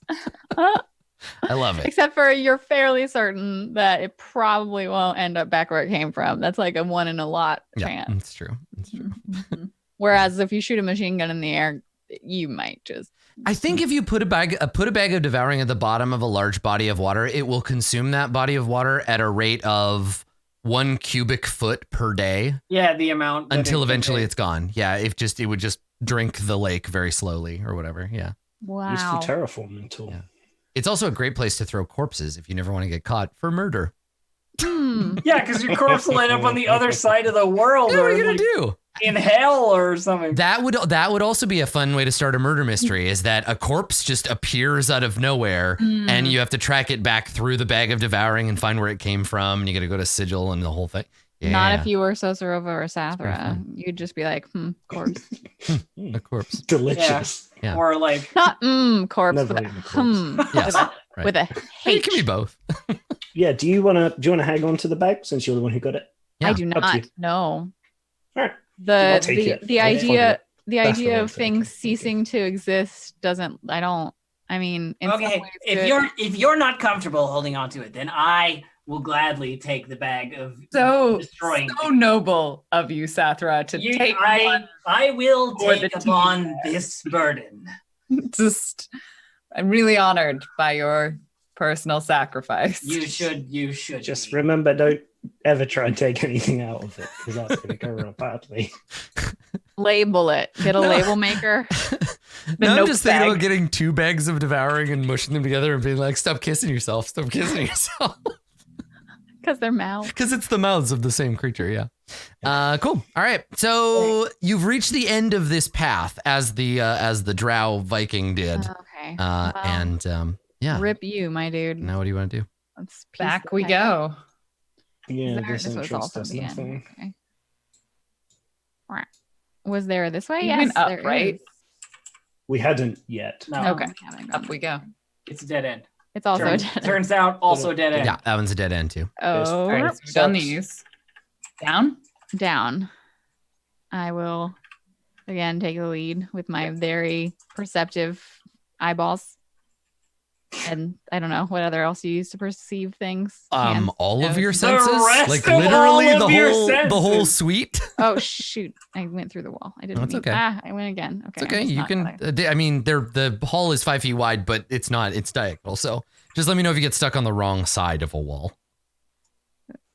So this is promising, right? You've been on this track a little while and you haven't hit a Yeah. dead end. Not yet. So is gonna be this one is like winding and curving back on itself. Sosorovo, you're getting closer to the ghosts. I was going to say. Yeah, you're getting closer and closer the further east Wait, you it goes go. up. It We're goes going up towards there Ghost Town. and it goes this way. Up this way. Do we want Is it Sather, your possible? hex. Are you still concentrating on your hex? No, because I was Oh, that's right, you got no- unconscious. I couldn't remember if it was concentration or It but it is. is, but it's 8 hours or whatever. Yeah. Yeah. to? Is this? Do we want to go this way? Is this also closer to the ghost? Do we want to go the other way? There was which direction is Ghost Town? Directly to the east of you, so this way. It's exactly in the middle, so I don't know. Okay. Well, if this is getting closer to the ghosts, we could. There's also this way. If I'm like over here, there's this way. This is a way. Yeah. Or Let's there's this try way. that way. This way. Okay. right. So November and Oh, Sosorovo, dead end. you realize, yeah, there's a dead end at the end of here. And by now, despite the fact, as you get closer to the heart of this beautiful bony artichoke, your clothes, if you have a cloak or a cape or anything like that, they're getting caught on the sleeves. spurs, your sleeves are getting torn. Anything on the periphery of your clothing that isn't armored. And also, Bryn, your armor has deep scratches on both your arm pads. The thorns are getting longer and sharper the closer that you circle in to the Okay, well, center of the maze. So Bryn started This is going a north. dead end. Okay, you went north? Yeah. All right. The one I went to was a dead end, Wolf. so. Okay.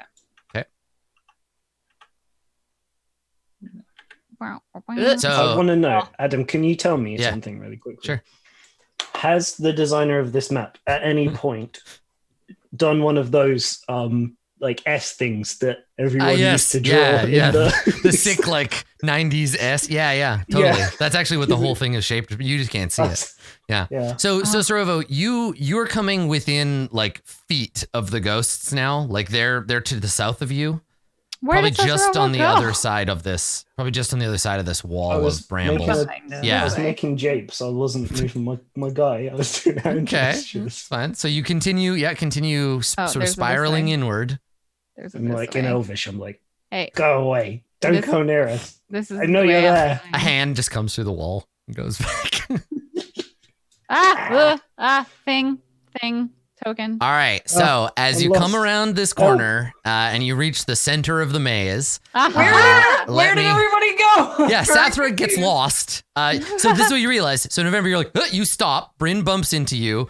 Sorovo just went through a wall. Sorovo, and you realize Sorovo and Sathra are not with you. They're scrambling around. So I'm moving for a second, you two. Yeah, Um, I was there. I was trying to show Belf the order. Yeah. And then I think I might have box 6. Let me I would have check. found it eventually. Yeah.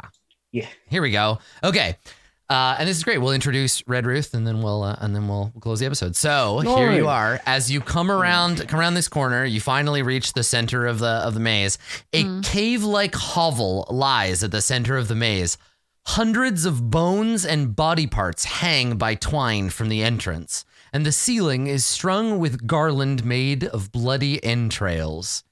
The air buzzes with flies. As you look, hunched over, glistening with blood, wearing what looks like a cloak of inside-out human skin wrapped around her shoulders, her hair dripping with blood, you see a gnarled old woman raise her head, and she's got sharp teeth, right? She's got a piece of some like meat in her mouth, and she looks up and turns to look at you, and you can see that she's wearing a dress made of stitched together bones, and around her neck is a string of infant skulls.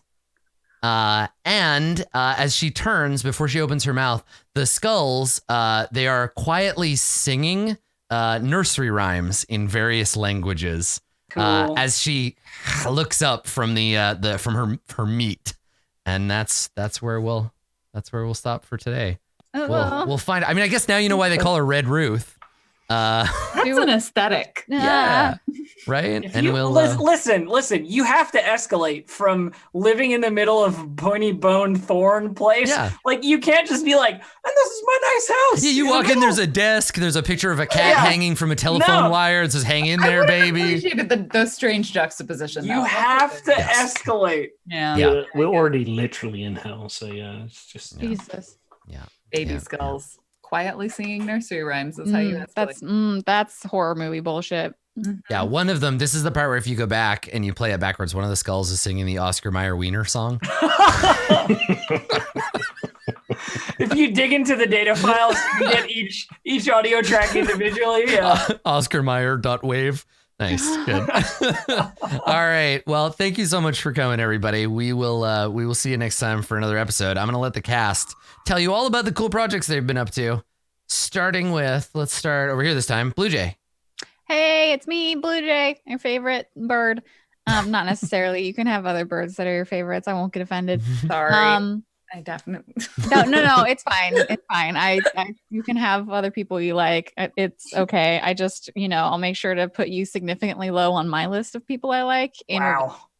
Sorry. You can find me most days on Twitter at BlueJay_712. You can find me on Twitch playing my first ever playthrough of Dragon Age Origins, which I've been having a ton of fun with. So if you like that, check it out. Also, sorry for America having really weird daylight savings time. Anyone watching in Europe, I know. Yeah, sorry if anybody bunch of missed the people- first hour because of that. It's Blue Jay is personally responsible for that. I so did has to daylight apologize. savings. that's right. I have been alive for thousands of years and it's entirely my fault. So yeah, blame me for that. I'm also currently playing Zweihander, but we're not doing a game session today. Adam's going to be interviewing the main dev. Yes, I'll talk more about it on mine. Yeah. So if you have been missing out on that, now is your time to potentially catch up. You have a week to watch how many episodes? 6, 7? 6, yep. Yeah, you have a week and it's really good and I'm having a good time. So do it. Excellent. Thank you. Let's go backwards. Elf, Normally I go clockwise. Let's go Oh, hey. anti-clockwise. I am Distracted Elf. You can find me at twitch.tv/Distracted Elf or on Twitter at Distracted Elf. At the moment, I've been doing a bunch of Dwarf Fortress again. I'm getting back into that. And I found a mod which will create Kobold Fortress. So if you would like to come and see if we can survive being kobolds in the Dwarf Fortress universe, it's very difficult, let me tell you.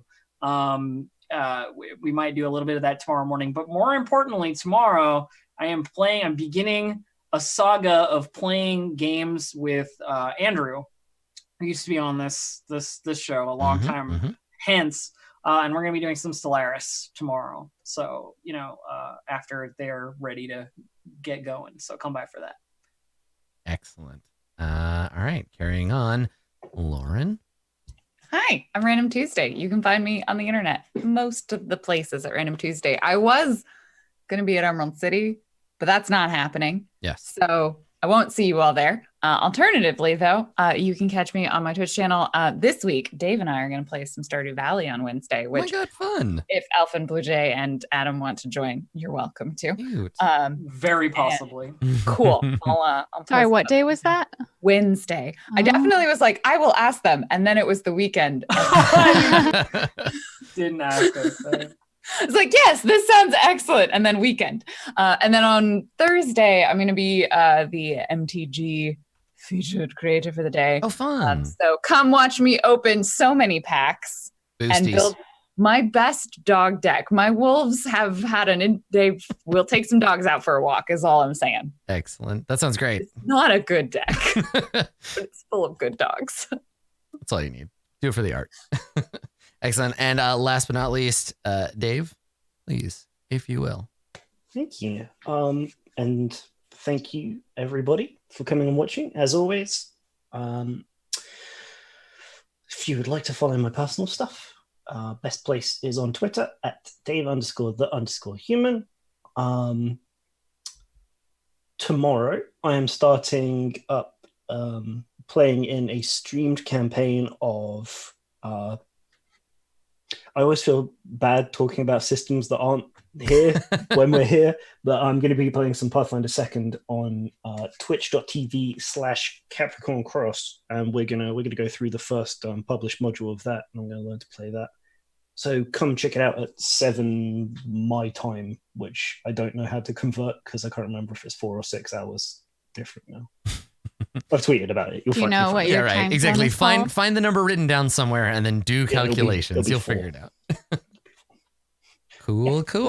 Well, I think that's it. That's it for us. Thank you for coming. As always, everybody, we will come back with more Red Ruth action. There's a lot of hags in hell, like a surprising amount. So Yeah, it I'm turns excited out. to play this one. She's very different from Mad Maggie. So we'll continue the path Really? the path quest line next episode. In the meantime, if you want to check out any of the previous episodes that we've done, you can get them in podcast form, literally everywhere there are podcasts. Go and check that out. I had a couple of people mention to me on Twitter over the last week, I think there's some missing episodes in some of the D&D playlists on the D&D channel. So if you're watching the D&D YouTube channel, I know they're doing some changes, they're updating some stuff. So if you miss an episode, if you're like, wait a second, this ends at episode 16 and starts with episode 19, all of those videos, you can find them over on Roll20's YouTube channel. And I know that because I put them there. So if there's a mistake, it's mine and I can actually fix it. So go check it out if you want to check out any of the older stuff or you missed an episode. And we'll be back next time with more D&D action for you. Thanks for coming. See you next time, everybody.